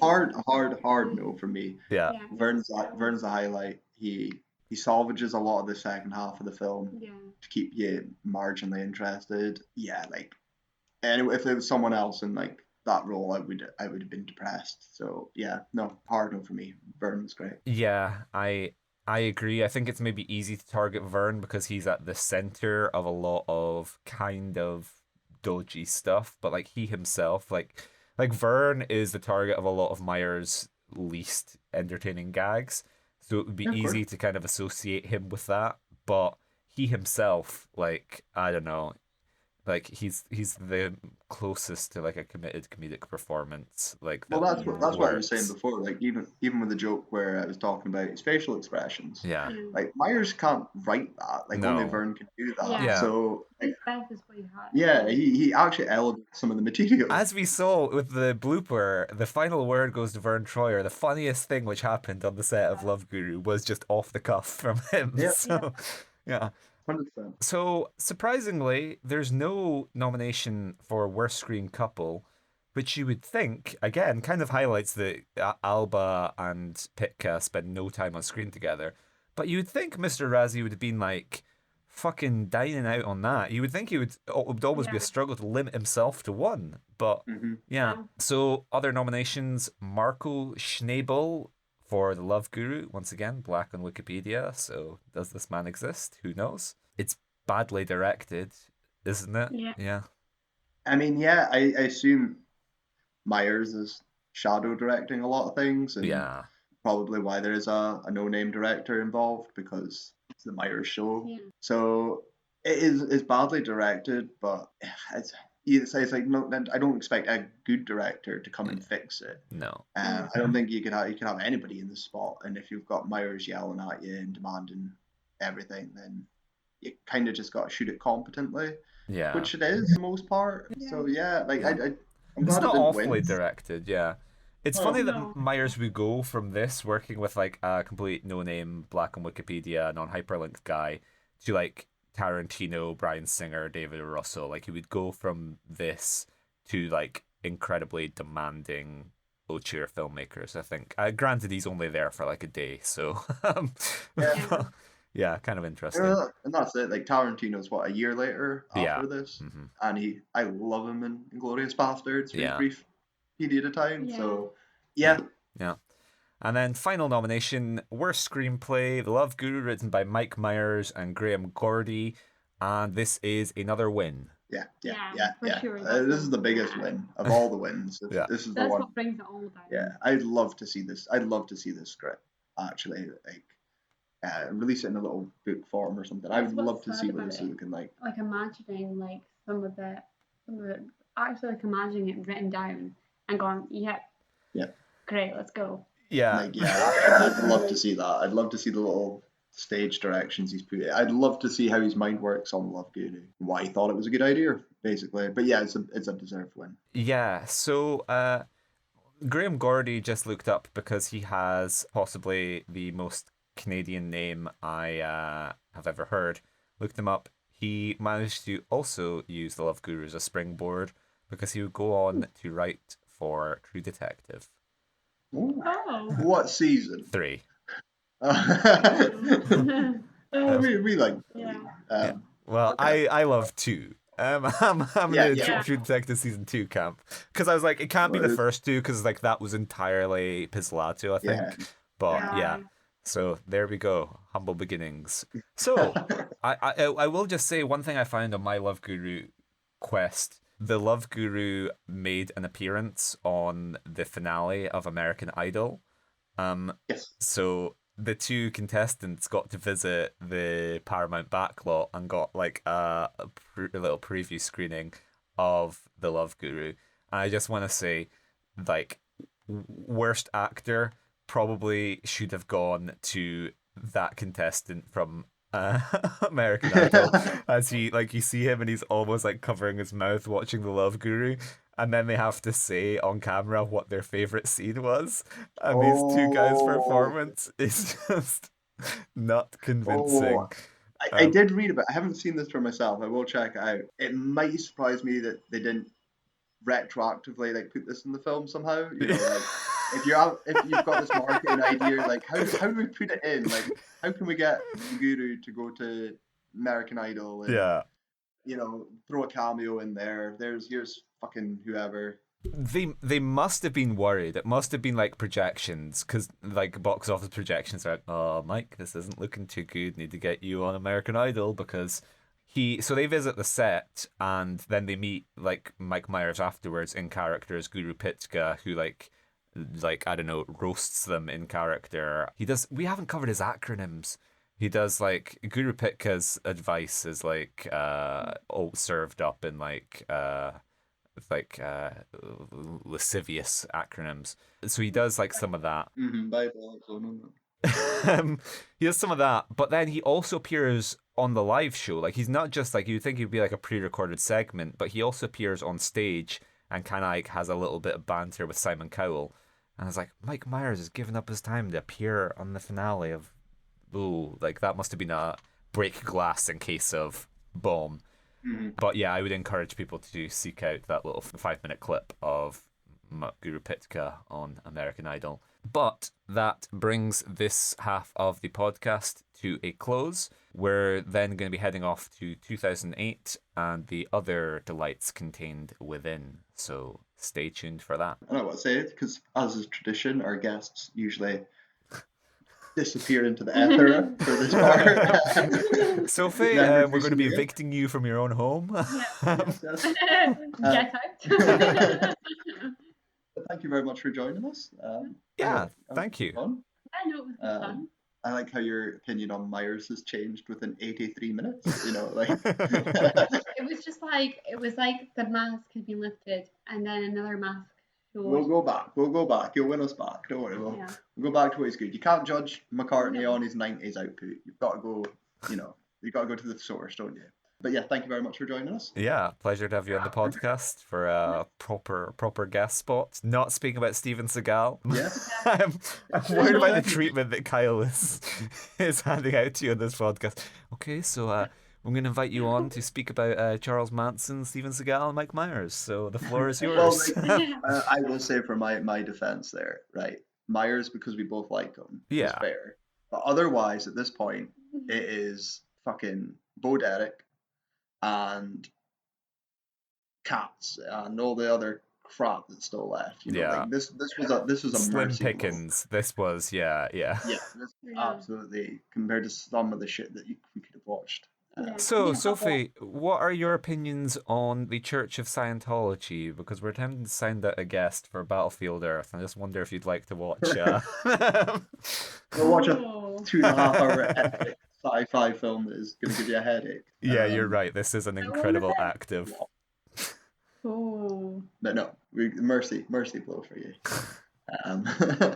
But yes, thank you very much. No. Do you want to plug anything? Is there anything you want to plug for the podcast? What are you up to? Anything people should check out? No. Any community center stuff? Any artworks? Anything anyone should go check out? Open day. And you've got your own work. What's your handle there? People can check it out. Oh yeah. No, you can do that for me. I'm not a plugger. Okay, well, all right. Well, it's at Sophomera. That's pronunciation, isn't it? Yeah. And that's SOPH Mera. I don't know how you spell it. EMERA, I think. There you go. So you're available on Instagram and Facebook, and you can go check out Sophie's art. Yeah, and, I cannot speak highly enough of Sophie's art. Sophie's incredible. So any artistic inquiries, then please do hit up Sophie on Instagram. I personally can testify to Sophie's skill. Not testing her limits, but Sophie has bailed me out massively on not one but two short films where she made incredible props, helped us assemble some soft drinks for one. and then made an incredible note, an incredible love note in the style of a 6-year-old child. So yeah, no, Sophie is an amazing artist. So and the check her script out. supervisor as well. Yeah. Someone's gonna get work out of this podcast. Excellent. Okay. Bye. Welcome back to part 2 of the podcast, in which we cover all of the other winners and nominees for the year of 2008. So, of course, Worst Picture was The Love Guru, as we have discussed. Also nominated In the Name of the King. Oh, that's not my boy Uwe Boll. It is your boy Uwe Boll. It is my boy Uwe Boll. I have not seen this one. Okay. This is one of the few. This has got. Doesn't have Christian Slater in it, does it? Yeah, it does. Yeah. Okay. Maybe I have seen this one. This is our after time, isn't it? So yeah. I've got a feeling I might have seen this one and I've just forgotten about it. Oh shit! Sorry, no, it doesn't have Christian Slater. It has everyone else. Statham, Lily Sobieski, Ron Perlman, John Rhys Davis, Claire Forlani, Matthew Lillard, Kristanna Loken, Ray Liotta, Burt Reynolds. Burt Reynolds? Yeah. Jesus. No, I haven't seen In the Name of the King then. I'm thinking of something else. Yeah. So no comment, but every Uwe Boll film can sort of be summarized in the same way. Some are slightly better than others, depending on who's in them and how many people care. They're all bottom of the barrel. They're fun to watch with friends, but they're not good movies. Yeah. So I think I might have sent you a text at some point where I feared this would be the year that broke me, because I only watched 1.1 films for this year, but they were rough, and I tried to get through some of In the Name of the King. It's 2.5 hours long. Yeah. And I might hand the floor to my mum for this one. My mum, I remember watching this in 2008, and she's like a huge Jason Statham fan, and I think she said she couldn't finish it. Okay. So that's fair. Yeah, that's fair. It's bleak. Next up, we have that film that I watched, The Haughty and the Naughty. Oh, fuck. I remember this vividly from our stint in Asta. I don't remember this, because this must have been one of the ones from the bargain bucket where they barely even bothered security tagging it. 100%. I can see the cover in my head. Yeah. I think I remember reading the blurb on the back. Yeah. How was it? Please run me down, because I haven't seen it. It was fucking dreadful. Like, it's one of the worst films I have watched for this. It's weird because it's not like super incompetent. It's just like hugely misinformed. Just like its choices are bad, but it's executed on a technical level okay. It's kind of just like if the dumbest, most shallow person from your school dreamed up a film and then it was executed by some kind of like workman-like director, that would be this. Because the plot of The Haughty and the Naughty is some guy wants to fuck Paris Hilton. So there's some guy who like hasn't moved on from the girl he fancied at school, and it's like 10 years later, 10 years since high school or something. He just still is pining for her. He's like, I'm gonna fuck her. But her best friend, she is the haughty, Paris Hilton, and her best friend is the naughty. And Paris Hilton has like almost taken a Guru Pitka-esque vow of celibacy, of like, I'm not gonna have sex until the naughty finds love. And so the guy conspires to not quite My Fair Lady the naughty, but that's basically what ends up as, is he's trying to hook the naughty up, and then she ends up getting, and the naughty is just like rancid. Like the naughty is like disgusting, and like she's got rotting teeth and like moles, facial hair, like balding. But over the duration of the film, she is My Fair Lady into being, would you believe this, Kyle? The naughty is in fact a haughty all along. And then once he realizes that the naughty is a haughty, he's like, oh shit, I want to be with you now. And rather than being like, if you can't handle me at my naughty, you don't deserve me at my haughty, she's just like, great. So that's it. And it's just a spectacularly dumb film with spectacularly awful performances. It's worse than The Love Guru. Okay. And then we have another favorite of ours, The Happening. Oh yeah, feel it. It's finally happening. Good vibrations, Marky Mark. Yeah, right. So we've both seen this. I think we haven't. spoke. You have not seen I've it. never seen it. Oh my god, you have to watch The Happening. I was gonna, but the Naughty and the Hottie kind of broke me. My schedule became rather busy. I mean, I'm sure The Happening is a better film than Yeah. Hottie and the Hottie. Yeah. It is, in my opinion, awful. Yeah. It can be fun to watch with friends. Yeah. The Happening. I think I spoke about this in the Avatar episode, so I won't repeat too much.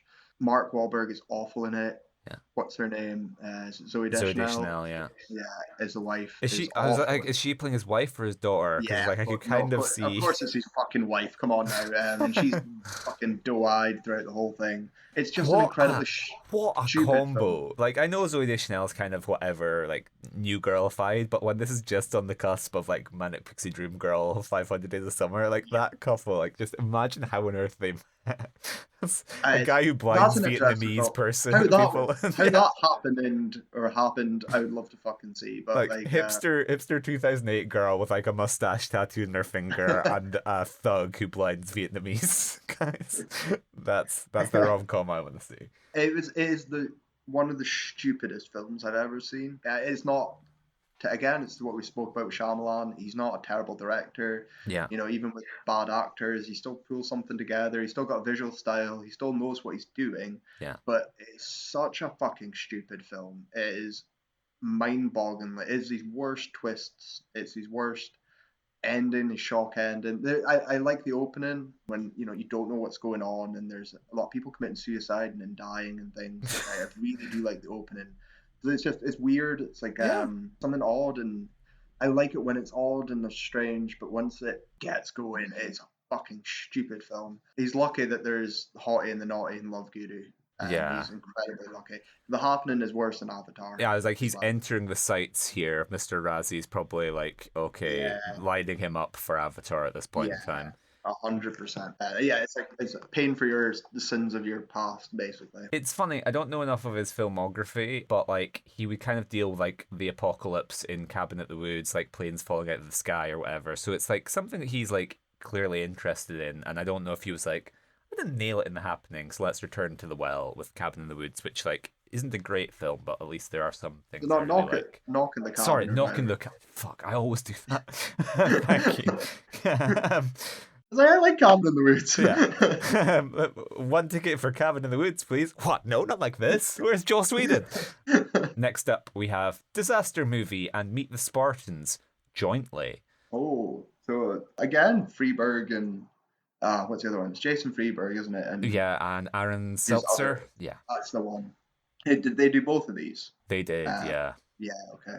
So I've seen Epic Movie. Yeah. And one of the other ones, I think a superhero one. I can't remember what that was called. Superhero movie. Oh, there we go. Fucking A. I hate them. I hate these films with a fucking burning passion. Yeah. I hate everything about them. I blame the Wayans, obviously, for setting the trend here in the slide from my beloved Airplane and Naked Guns to what parody movies become is heart-wrenching for me. Yeah.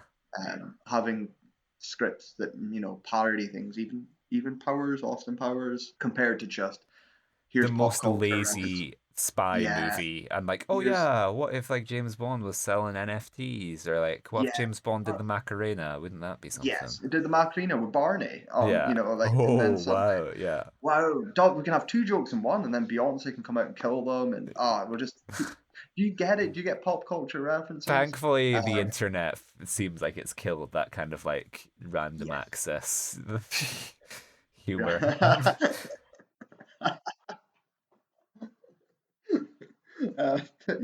So these are, I've not seen them. I can only it's assumption. I don't know which one's worse. I'm super glad we didn't have to watch these. Love Guru is going to be better than these. Well, thankfully, Mr. Razzie has seen them, so we can just shoot him an email like, "Hey, Mr. Razzie, which one was worse?" Just out of curiosity of these movies that you totally watched. Okay, so then the winner, Love Guru. Moving on to worst actor. Mark Wahlberg in The Happening and Max Payne as Elliot Moore and Max Payne, respectively. So I think he's dreadful. I think he's terrible at almost everything apart from The Departed, Boogie Nights, and maybe I'll give him a pass for Daddy's Home and the other guys. So you've seen Max Payne, haven't you? I have seen Max Payne. Yeah. He's worse in The Happening. Yeah. He's really, really bad in The Happening. It's one of the worst Mark Wahlberg performances. Max Payne, I'm a big fan of the original games they're based off of. It's one of the few video game like adaptations. It should be a surefire thing. Like you make a noir, gritted noir. So a lot of the film's failings is the fact it's not the games and it's not as doesn't translate as easily as it should have for some reason. Yeah. But Mark Wahlberg is still not good in it. But he is better in Max Payne than he is in The Happening. But Max Payne does suck. It's not a good film. It's generic and forgettable rather than being something that could have been genuinely pretty cool. So yeah, and Wahlberg's a weird cast for it. So yeah, he deserves his noms here. So just tie us back to SNL for a second. It was a happening they were making fun of in the Mark Wahlberg Talks to Animals sketch, wasn't it? Yes. Yeah. How's your mother? Yeah. Say hi to your mother for me. Yeah. Yeah. Then we have Hua, Al Pacino in 88 Minutes and Righteous Kill as Dr. Jack Graham and Detective David Rooster Fisk. That's a great name. I haven't seen either of these. Righteous Kills with De Niro. Yeah. This is the third of your little pub quiz question of Heat, Irishman, and Righteous Kill. Yeah. All classics in their own way. All classics. And Godfather, of course, but Righteous Kill is the one you'd forget as well. Like you'd be like, The Godfather Part 2, Heat, Irishman. What's the other one? Yeah. I was going to go see this, I didn't for whatever reason. I had better things to do. So I don't have an opinion. It is 2008 Al Pacino as well, which is all spoke about. But I haven't seen them. Have you seen them? I haven't seen either. All I'll possibly say is at least they're like, I don't know what's better with 2008 Al Pacino when he stretches the limbs and does like Jack and Jill, or like, is it Danny Collins, the one where he plays the musician? And I don't know what's better when he stretches the limbs or when he just sticks to like the grizzled cop thriller thing of like he can phone that in absolutely. I don't know what gets the worst results, but anyway, it's at least not like Jack and Jill levels of embarrassment. Yes, yeah. Next up, we have Eddie Murphy in Meet Dave as Dave Ming Chang and the Captain. Dave. See, I always keep on saying Norbit was a career killer, but it wasn't. It was Meet Dave, wasn't it? Yeah, Norbit was the Oscar killer that was apparently what nixed him for Dreamgirls, but Meet Dave, I think, was the Norbit sort of put him in the coffin, and Meet Dave was nailing it down and lowering him into the hole. Fuck no, I could have spoke about Norbit, but I've never seen Meet Dave. Have you seen it? Nope. Well, moving on. Moving on. Larry the Cable Guy in Witless Protection as Larry Stadler. Oh, boy. Larry Stadler. I wonder what Larry Stadler's profession is. Could he perhaps be a man who works with wires? Is this the? Because I know he had I'm sure it came up before his actual theatrical film, the Larry the Cable Guy movie or whatever it was. Yeah. But what is this? Do you know anything about this? No, he's on the front cover holding a gun, and there is a woman dressed like Jessica Simpson from Dukes of Hazzard, whatever that character is, holding him. Protecting America's assets is the tagline. And it says, Larry Stadler is a small-town deputy who dreams of becoming an FBI agent. He witnesses what he believes is a kidnapping and rushes to rescue a woman named Madeline. Sounds like Paul Blart Mall Cop. Yeah, it does. So, no opinion, but we're not fans of Larry the Cable Guy around here, except for the Cars franchise. And, of course, the winner, Mike Myers in The Love Guru as Guru Maurice Pitka. Worst actress, we have cast of The Women. Annette Bening, Eva Mendes, Deborah Messing, Jada Pinkett Smith, and Meg Ryan as Sylvie Fowler, Crystal Allen, Eddie Cohen, Alex Fisher, and Mary Haynes, respectively. Mr. Razzie really hates women. He does. I'm very surprised he's bundled them all together, though, and not just filled out every category with them. And then he goes, Meg Ryan from The Women, Jada Pinkett from The... They done. I've never seen this. I've never even heard of this film. Do you know anything? I do not know anything about this film, but I would be... The cover looks very familiar. You might recognize the cover. It's got one of those, kind of like, it's that complicated... Or you know that movie with Meryl Streep in bed with Alec Baldwin, or like, I don't know, Maid of Honor. It's got a very 2008 era cover, but, I like... Well, I think Eva Mendes is decent in some things, and I think Annette Bening's fantastic. So like I can't imagine Annette Bening being Razzie worthy. So I'm just gonna Okay. basically call Mr. Razzie a misogynist. I, uh, I just looked it up 'cause I've never heard of this film. I don't recognize the cover. I Yeah. just want to say one little thing is it's produced by Mick Jagger. Oh, everybody's naughty and That's it. Nothing else to add. It's just there's your but there's your pub quiz trivia. 2008 film that fucking Mick Jagger produced. taking time off Yeah. from writing The Bigger Bang to produce. Yeah.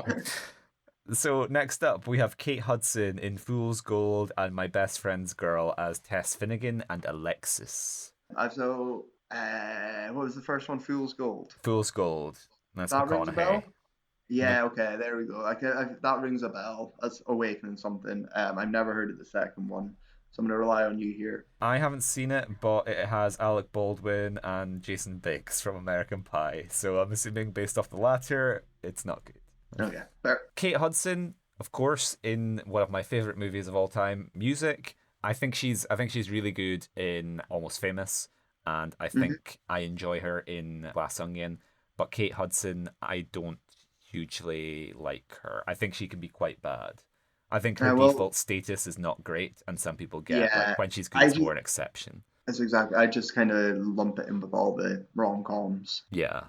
Like Sophie actually watched How to Lose a Guy in 10 Days a week ago, so I half watched it with her, and yeah, that's how she that's what she is like, she's a rom-com, just like McConaughey as well. Like they're not gonna go anywhere past these rom-coms, are they? That's it forever.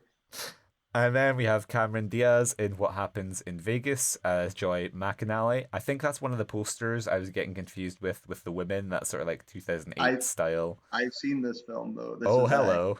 This is Ashton as well, isn't it? Am I wrong? Am I thinking of a different film? It's Ashton, yeah. Yeah, I have seen this. It's about a couple that go to Vegas and win money, or they meet in Vegas, and then I would have told you that if you didn't tell me anything. I would be like, they are a couple who have a meet cute in Vegas, probably some rival sparks fly, and then they get married by Elvis. That would be my guess. Yeah, and then they win the jackpot, and then they want to go their separate ways, and then blah blah blah blah. Yeah. You can write the film in your head. It's super simple. I'm not the biggest Diaz fan. I think I spoke about it before. I had nothing against it personally, but this just annoys me. I have seen it though. It is what it is. Just what we're saying with Hudson. It is just a generic sort of dump it out and hope we make money in February kind of thing. Move on with your lives and hopefully get a paycheck. Yeah. Next up, we have Jessica Alba in The Eye and The Love Guru as Sydney Wells and Jane Bullard. So I feel like we've spoken about The Eye before for some reason. It's the one with the creepy poster where like there's a hand crawling out of the eyelid. Have you seen The Eye? I don't think so. Hold on. Let me look up this poster. Yeah. It rings a bell, but no, I don't. No, I haven't. So, okay, no. So can't really speak about that, but she's certainly not worth it on the basis of The Love Guru. But as we've discussed in the past, we don't think she's great. So if she's given actual material to work with in The Eye, maybe she is actually. yeah. Then that's fair enough. But of course, the winner, Paris Hilton in The Haughty and the Naughty as Christabel Abbott. Nothing to say, really. She is dreadful. It's like one of the... It's like, I think we said this last week with Hunter Dunbar. No, John Travolta as Moose. There are some performances that just like in a vacuum exist as like the platonic ideal of a Razzie performance. And Paris Hilton as the Haughty is one of them. She is not an actress. Like, do not cast her as your lead. 100%. Worst supporting actor: Vern Troyer, the Love Guru, and Postal as Coach Punch Cherkov and himself. Have you seen Postal? Yeah, I have actually. Fuck, where's Vern in it? Right. I'm trying to. Well, he plays himself, so I'm assuming this is like a cameo or he gets killed instantly or something. I believe Postal's the last Uwe Boll film, like most recent one I've seen. Yeah. And for some reason I thought it was later. And then again he fires these out so fucking fast back when he was allowed to. And someone told me, I can't remember who, so I won't throw them under, but that Postal was one of his better work. I heard that, yeah. So like, and I played the Postal games as a teenager when I was younger, so I was like, okay, I know what I'm getting into. Surely this will be easy. There was like my memory's very hazy on it. I do remember there's a lot of like it's probably the most faithful adaptation he makes. Because again, post is just gore, gross out, body fluids, inappropriate. Like it's some redneck's dream, of just the most you get away with it. Like it's just make fun of everything. South Park without satire. Basically. I totally forgot Vern was in it. I actually am struggling to remember more from it, but I have seen it and it's escaped. It's gone under the radar here in the nominations. So there. Next up, we have Burt Reynolds in Deal and In the Name of the King as Tommy Vincent and King Conrad. Yeah, I haven't seen Deal. I've never heard of Deal. So Deal's a poker drama starring Brett Harrison and Shannon Elizabeth. Again, very sort of 2008-esque poster. I feel like something must have been a hit to start these, because like what's the like Guy Ritchie-esque one, like 21, or like the one with the black and red? Like I feel like we were getting a lot of just like gambling like dramas, not dramas, but those kind of things. I saw a little bit of him in the Name of the King, and he just like, whatever else you think about Burt Reynolds, I don't think he has a period drama vibe. Like, I think he's a very not quite contemporary, but like 70s persona, and seeing him as like some medieval king, I was like, I am not buying this in the slightest. But yeah, not much to say, given I've only seen a fraction of one of these films. So moving on, we have Ben Kingsley in The Love Guru, The Whackness, and War Inc. as Guru Tugamapuda, Dr. Jeffrey Squires, and Walken. Crazy. That's just what they fucking said. I haven't seen the other two. I can only judge Sir Ben on his efforts in The Love Guru. Yeah, fair enough. Same here. Next up, we have Uwe Boll in Postal as himself. Yeah, he is in himself. He's what's the scene? I can't remember what the punchline is. I'm sure it's something to do with the director of the games or something. Yeah. And then it's like a meta like joke, and I think he gets shot in the head or something, and then chaos erupts. So it's one of these, like the Postal creator, maybe that's who it is. The Postal director. He's in it for minutes, and no, like I'm not going to defend him, but like it's harsh to put him in. I put him in for his direction and for making the fucking films, but I'm not putting Val Kilmer in here for the Love Guru. So yeah, no, I can barely remember it. I need to rewatch it, which I won't. And next up, we have the winner, Pierce Brosnan in Mamma Mia as Sam Carmichael. So I famously have not seen Mamma Mia 1. Yeah. I have seen Mamma Mia 2 though. I took Sophie on a date for when we were starting to go out. So I know I assume Brosnan's performance is exactly the fucking same. Yep. So I can kind of judge it. He's there for a holiday. Yeah. To have fun. He is not the worst part of it. No. So I'm gonna defend one of my Bond. Say no, this is not deserved. Yeah, no. He's fine. He's not great. Like, but no one is. So. Sorry, what's the difference? Yeah, I agree. I think it works. I think like it's just like it's Cher in the sequel of like, it's just like sometimes you like just having something a little bit weird to speak about that kind of like elevates the film, of his kind of robotic. So when you're near me, yeah, no. Well, that's exactly it. And again, I've only seen the second one. The weirdness of the second one without seeing the first one. Why is the reanimated corpse of Cher glowing? Yeah. And then the ghost of Meryl Streep I had no fucking idea what was going on for this weirdness. Yeah. So Brosnan kind of, he's just there for a holiday. Have a little exactly. Like I don't think he thinks, like he knows, obviously, like he's not like a Shatner, like he hasn't released like Brosnan Sings the Bond themes or anything.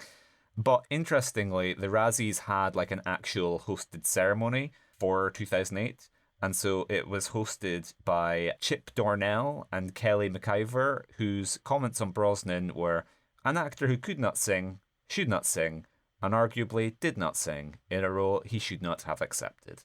So yeah. Then moving on, we have Worst Supporting Actress, Lily Sobieski in 88 Minutes and In the Name of the King as Lauren Douglas, Lydia Docherty, and Muriella. Oh, okay. You got any thoughts for her? Not really. Know the name, think she's good in Eyes Wide Shut, but no opinion. Yeah, fair. Same. Next up, we have Jenny McCarthy in Witless Protection as Connie. So No. Jenny McCarthy and Larry the Cable Guy, what electric What a chemistry combination. must have there, yeah. Next up, Kim Kardashian in Disaster Movie as Lisa Taylor. We're getting a lot of non-actors popping up, isn't it? This is just kind of like bimbo heaven, isn't it? This Yeah, category of like Kim two in a row. Kardashian, Jenny Right. McCarthy, more to come. Oh, okay. Nothing to say. Like, nothing to say. Yeah. Carmen Electra in Disaster Movie and Meet the Spartans as the beautiful assassin and Queen Margot. Oh, it's showing her range, isn't it? Like, yeah. Yeah, again, see previous comment. Yeah, well, you might want to keep that on standby because the winner goes to Paris Hilton in Repo, the genetic opera as Amber Sweet. I had a friend who loved that. Repo thought it was funny, campy or something. I've never seen it. Yeah. So I don't know if it is the cult classic that he led me to believe, but see previous comment.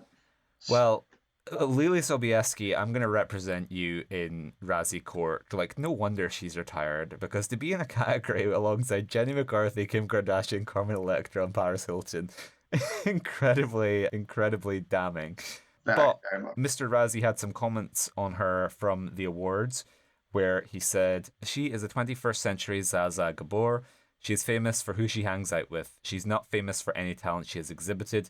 She may end up working with Uwe Boll. She could be the head vampire in Blood Rain 3. That's not too bad. That's quite. Yeah. It would only be funnier if it didn't say head vampire. Yeah. It's assistant to the the main one or something. So, we're screen couple. We have Eddie Murphy in Meet Dave alongside himself. Well, that's not a couple, but. That is Eddie Murphy and Eddie Murphy. Yeah, Eddie Murphy and Eddie Murphy in Meet Dave. I think if they're sharing the screen, I'm inclined to give Mr. Razzie a pass on this one. Of like, I think it's cleaner. It's cleaner, but as he's done traditionally, he always does the double roles as Mike Myers and Mike Myers. Yeah. So it's just consistency. That's all I'm looking for here, Mr. Razzie. Yeah. It's consistency. But I have no doubt that he's insufferable with himself, so I probably will agree with it. Next up, Larry the Cable Guy and Jenny McCarthy in Witless Protection. So we kind of made our comment about that earlier. Cameron Diaz and Ashton Kutcher in What Happens in Vegas. Yeah, that is a bad combo. That is just the point of the film is that they're not like an actual couple. Yeah. They're button heads, so like it kind of works, but like it's not good. It isn't good. That's what I was gonna say. Is like they kind of I could see a version that works because they both have that kind of like they both have similar personas of like they're capable of being intensely charismatic, but I wouldn't say that's their default necessarily. But anyway, if it was Alba and McConaughey, it would have been not here. But it doesn't gel well. Yeah. Uwe Boll and any actor, camera, or screenplay. Any camera? What? This period isn't. Yeah, that's just that. Give him worse director, give him worse actor, give him worse screenplay. This is just another. It's the same thing again. You're just fucking dunking on him. It also shows you haven't watched any of these films because you would have easily been picking Burt Reynolds and Ben Kingsley or something. Yeah, there has to be like room for a Love Guru nom in here somewhere. And so the winner is Paris Hilton and either Christine Lakin or Joel David Moore in The Hottie and The Naughty. What's your thoughts? My thoughts are Paris Hilton and The Naughty probably don't deserve it because The Naughty is good. Like The Naughty is straight up good. Mm-hmm. And The Naughty has like quite a lot to play with given that she is like playing like a Victorian freak show and then kind of becomes like The Naughty has to play two different characters essentially. And you could say that's bad acting because they're completely, it's completely unbelievable how like Cousin It would transform into like the lead of a rom-com. But I would say it's more like The Naughty succeeds with like kind of like gross out comedy and then also being like a romantic lead. So no for Christine, but yeah, Joel David Moore and Paris Hilton, painful to watch. I would almost actually lead with Joel David Moore, and I can't believe that he has dodged a nomination because he is fucking awful in The Hottie and the Naughty. And so, next up, we have Worst Prequel, Remake, Ripoff, or Sequel. Star Wars: The Clone Wars. Oh Have you fuck! seen that? Yeah, I did. I You think this have? was. Okay. I did. I watched it in 2000. I got it from Asta, I believe. I haven't watched the TV show Yeah. or anything, and this would have been my last Star Wars sort of media before Force Awakens. I didn't see anything in between. It's fine. Yeah. Honestly, it's fine. It's not a good like live action. I like the animation style, but it's not a Yeah. good like theatrical release. Yeah. This was a Because this was it a was TV. just like 3 episodes of TV that they were Yeah, like, oh shit, this is good. Let's stick them together and send it yeah, off. and it does come off like that. But honestly, it's fine. I really like was getting burned out on the prequels. I don't dislike the Clone Wars. I haven't seen it since 2008, so maybe Yeah. it is worth a watch. I know the TV show is, or the second TV show is beloved as well. Yeah. But no, honestly, it's fine. The fact it doesn't appear anywhere else until now, it's a fine little entry. It's a fine way for Lucas to ride off into the sunset. Yeah, making the jump to hyperspace, just waving him Yeah. off. So long, George. Or no, he's the Luke, just like watching the twin sunsets, just Yeah, that's it. collapsing. Well, Clothes falling onto it's the his ground. epilogue, isn't it? This His like checked shirt just collapsing into a pile. Then we have Speed Racer. Any thoughts on Speed Oh, Racer? yeah, I like Speed Racer. Yeah. I'm not the biggest fan of the Wachowskis. I've said it before. I like The Matrix 1 and then bits of 2, and that's about it. I don't think they're great, but Speed Racer is fun. I had an old flatmate who was obsessed with the cartoon, and Yeah. it was one of those. I think this would have been about 6 years ago when it was getting like reappraised, and people were like, actually, Speed Racer is really good. It just flopped and no one liked it, but it's actually an exciting film. Yeah, I agree with it. It's not my favorite, but it's unique and it's well made, and sort of the Wachowski style really works with it as Yeah. like an adaptation. So yeah, no, like I get it at the time it was hated, and this is retrospectively looking back and saying, okay, like it's better now in modern eyes. But yeah, like along with Clone Wars, I wouldn't have them here at all. Yeah. We then have Disaster Movie and Meet the Spartans. We have covered that. They're just like completely like without any creativity or any soul, so well deserved. The Day the Earth Stood Still. Oh, fuck no! I think I watched a bit of this on Sky. I'm exactly the same. I've only seen a bit of it on the TV when my parents were watching it, I think. That's exact. I think I've seen enough of as much of this as I have of the original, where I've just seen scenes and clips and bits and pieces, and I sort of remember it, but like no, I've got no comment at all. Yeah, nothing to say apart from like what we were speaking about last week with Keanu Reeves. Where this comes in the Renaissance. I think Keanu Reeves as an alien is like good casting because he has that kind of weird, awkward quality. Like he's kind of a bit ethereal and not quite human. He could play an elf, an alien, or indeed a Vulcan, I would say. Yeah. So that leaves us with the winner, Indiana Jones and the Kingdom of the Crystal Skull. Yay! So I went to see this in the cinema as well. I went with my cousin. Same. It was a bonding experience because we're both big fans of the original trilogy.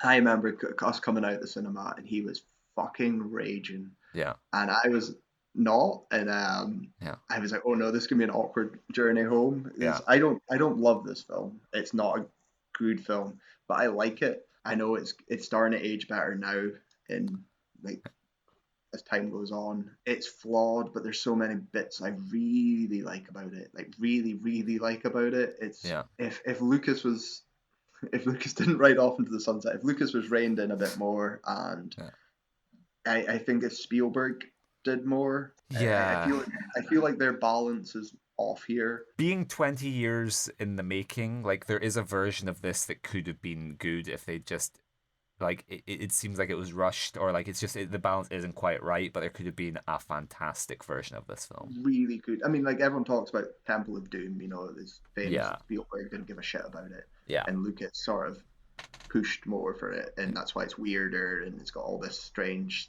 shit going on. Spielberg was too busy getting off with Kate Capshaw to be. Yeah, he's too. Whereas here, and I remember, I think I did see some behind the scenes stuff where Spielberg's just happy to hang out with George and see Harrison. Fuck it, let's just getting film the gang like, back together. Yeah, let's have fun. We'll do it over time. Still, though, I really do like a lot of things in this film. Yeah. I like more than I dislike, but the things I dislike really pull it down from being a good film. It's nowhere near as bad as fucking Disaster movie or any of this other shit. It's better than Clone Wars as well, probably. I'd watch it over Clone Wars and Speed Racer because I got a soft spot for it in my heart. It's how you feel about like Attack of the Clones is probably how I feel about The Kingdom of the Crystal Skull. So it's your favorite movie of all time? Is that what you're saying? Yeah, no, I'm exactly the same as you. I haven't seen Dials of Destiny at the time of recording, but this just strikes me as like we're gonna get a big Kingdom of the Crystal Skull revisionist movement, I reckon, based off word of mouth about the fifth one. Because this one, it's not fantastic. Obviously, they go for CGI swinging through the trees, monkey stuff, but like it has the Spielberg magic. Like it has there's stuff to hear, and I like how it doesn't feel the need to retread the original trilogy, like the departure of the Cold War, the Nazis, and like the Flash Gordon serials. I do like what's doing, like the like greaser jock stuff. I think is like a great like little set piece. So yeah, not Razzie worthy in the slightest. I agree. And I agree with that as well. Like that's sort of like what I expect from the fifth one. I know it retreads and it's going to go back. Whereas I like the Kingdom of the Crystal Skull to be like a link. You know, you got the 50s, you got the Cold War brewing, you've got the beginning of sci-fi 50s. So I was like, by the 60s, 70s, you know, and by the fifth one, you just keep exploring that and you go further.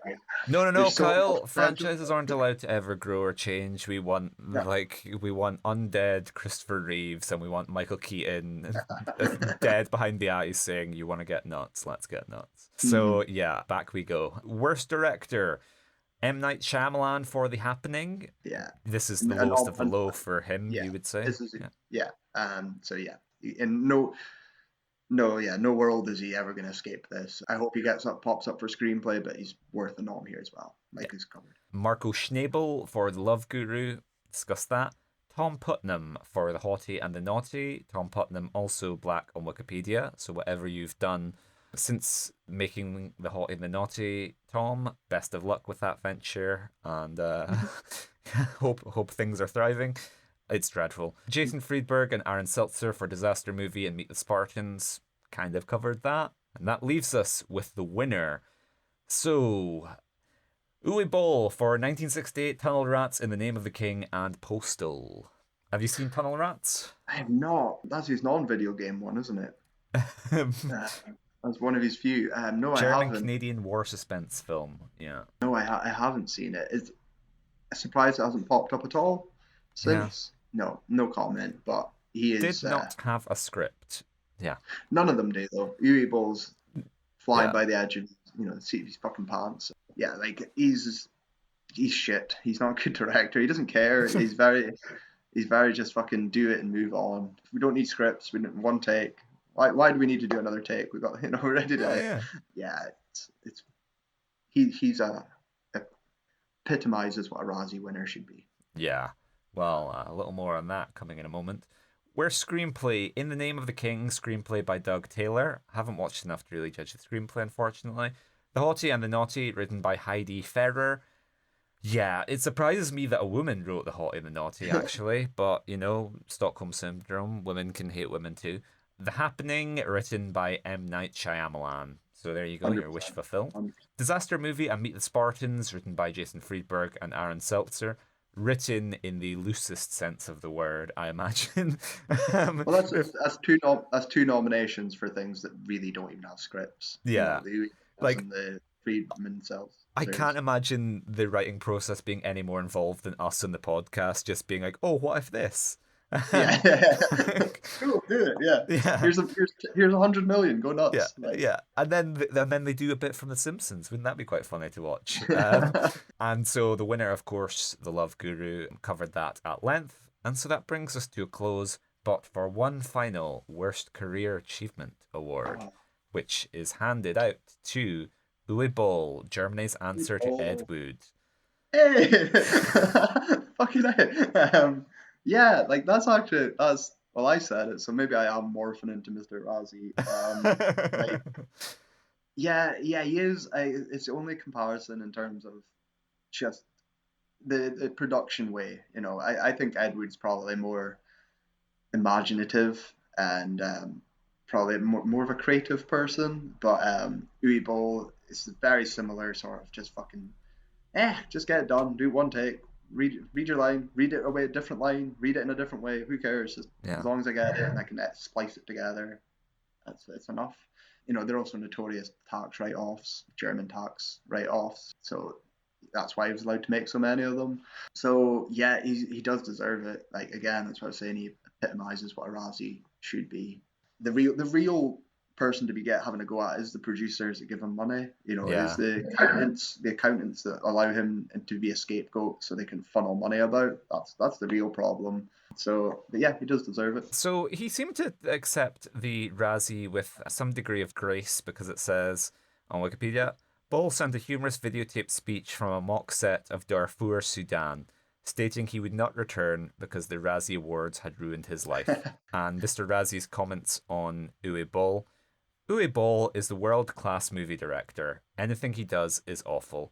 He was the overwhelming choice to receive our Career Achievement Award. Yeah, and Uwe Boll's welcome on this podcast as a multiple win. I remember when he's famously wanted to box Ain't It Cool News? What's the critic? Harry Knowles? And they wanted to have a boxing. He always challenged people to a boxing fight, and I'm sure he did box a critic and just knock him the fuck out, which is the funniest thing ever. Like, this is my Tarantino 10th film, The Movie Critic. It's someone going around boxing them. Amazing. Challenging them to fights in a cage. Yeah, Uwe Boll, as a person, I can relate to him a lot, because I probably would do the same if people gave me money. And he does seem like he's got a good sense of humor, and he's more sort of self-aware than I think people give him credit for. So yeah. But anyway, he deserves it. So we'll give the ending of the episode to Mr. Razzie, because I know we've criticised him in the past, suggesting that the Razzie Academy is perhaps rather more limited than people would believe. So this says that the results were based on votes from approximately 650 journalists, cinema fans, and professionals from the film industry. And Mr. Razzie has let it be known that he did not agree with the voters deciding on The Love Guru. And he said that he watched the film again in preparation for the ceremony. A couple of things he did got me to laugh, and these days 2 laughs in a comedy is a high ratio. He's got lower bar than me in my 3, but it's the same principle. We are just seeing you. It's not Indiana Jones. Maybe it's the Santa Claus. You're just transforming into Mr. Razzie. He said the main thing wrong with it is no one said to Myers that it wasn't funny. He managed to offend the entire Indian population and his investors. The real victims. He shredded a copy of The Love Guru at the awards ceremony. So, I don't know, I can get on board with Mr. Razzie's performance art type of... Yeah. Did he do it in brownface, though? That's the real question. Well, that concludes another episode. Thank you for joining us, and thanks once again to Sophie for guesting on the first half of the podcast. If you have enjoyed the show, then leave us a review on your podcast provider of choice. Follow us on social media, where we are Watching Worst. And you can email us at watchingworstfilms@gmail.com, where you can hit us up with any thoughts about these movies, or indeed anything else from the world of awful cinema. And you can find us next week, when we will be returning to you at the same bat time, same bat place, with an Alan Smithy film, Burn, Hollywood, Burn. Very excited. Eric Idle and Sylvester Stallone together at last. Nuts and gum together at last. Very excited for this. It's been something we've not seen, either of us, so this is amazing to have a fresh something we've been excited for. Yeah. Very excited for it. This is a big unknown for me, and it may break my heart, but I don't know. I've had this with other films I've watched in preparation, where I'm kind of horrified because they'll have quite a good premise, and I'll be like, hang on, it's almost like this film is bad. Alan Smithy can only break my heart because my expectations for this are way too high. Exactly. The bar, exactly. But who knows? Who knows? So always time. Return next week to find 2 very broken men speaking. It's the Alan Smithy film, Burn, Hollywood, Burn. Excellent. See you later, guys.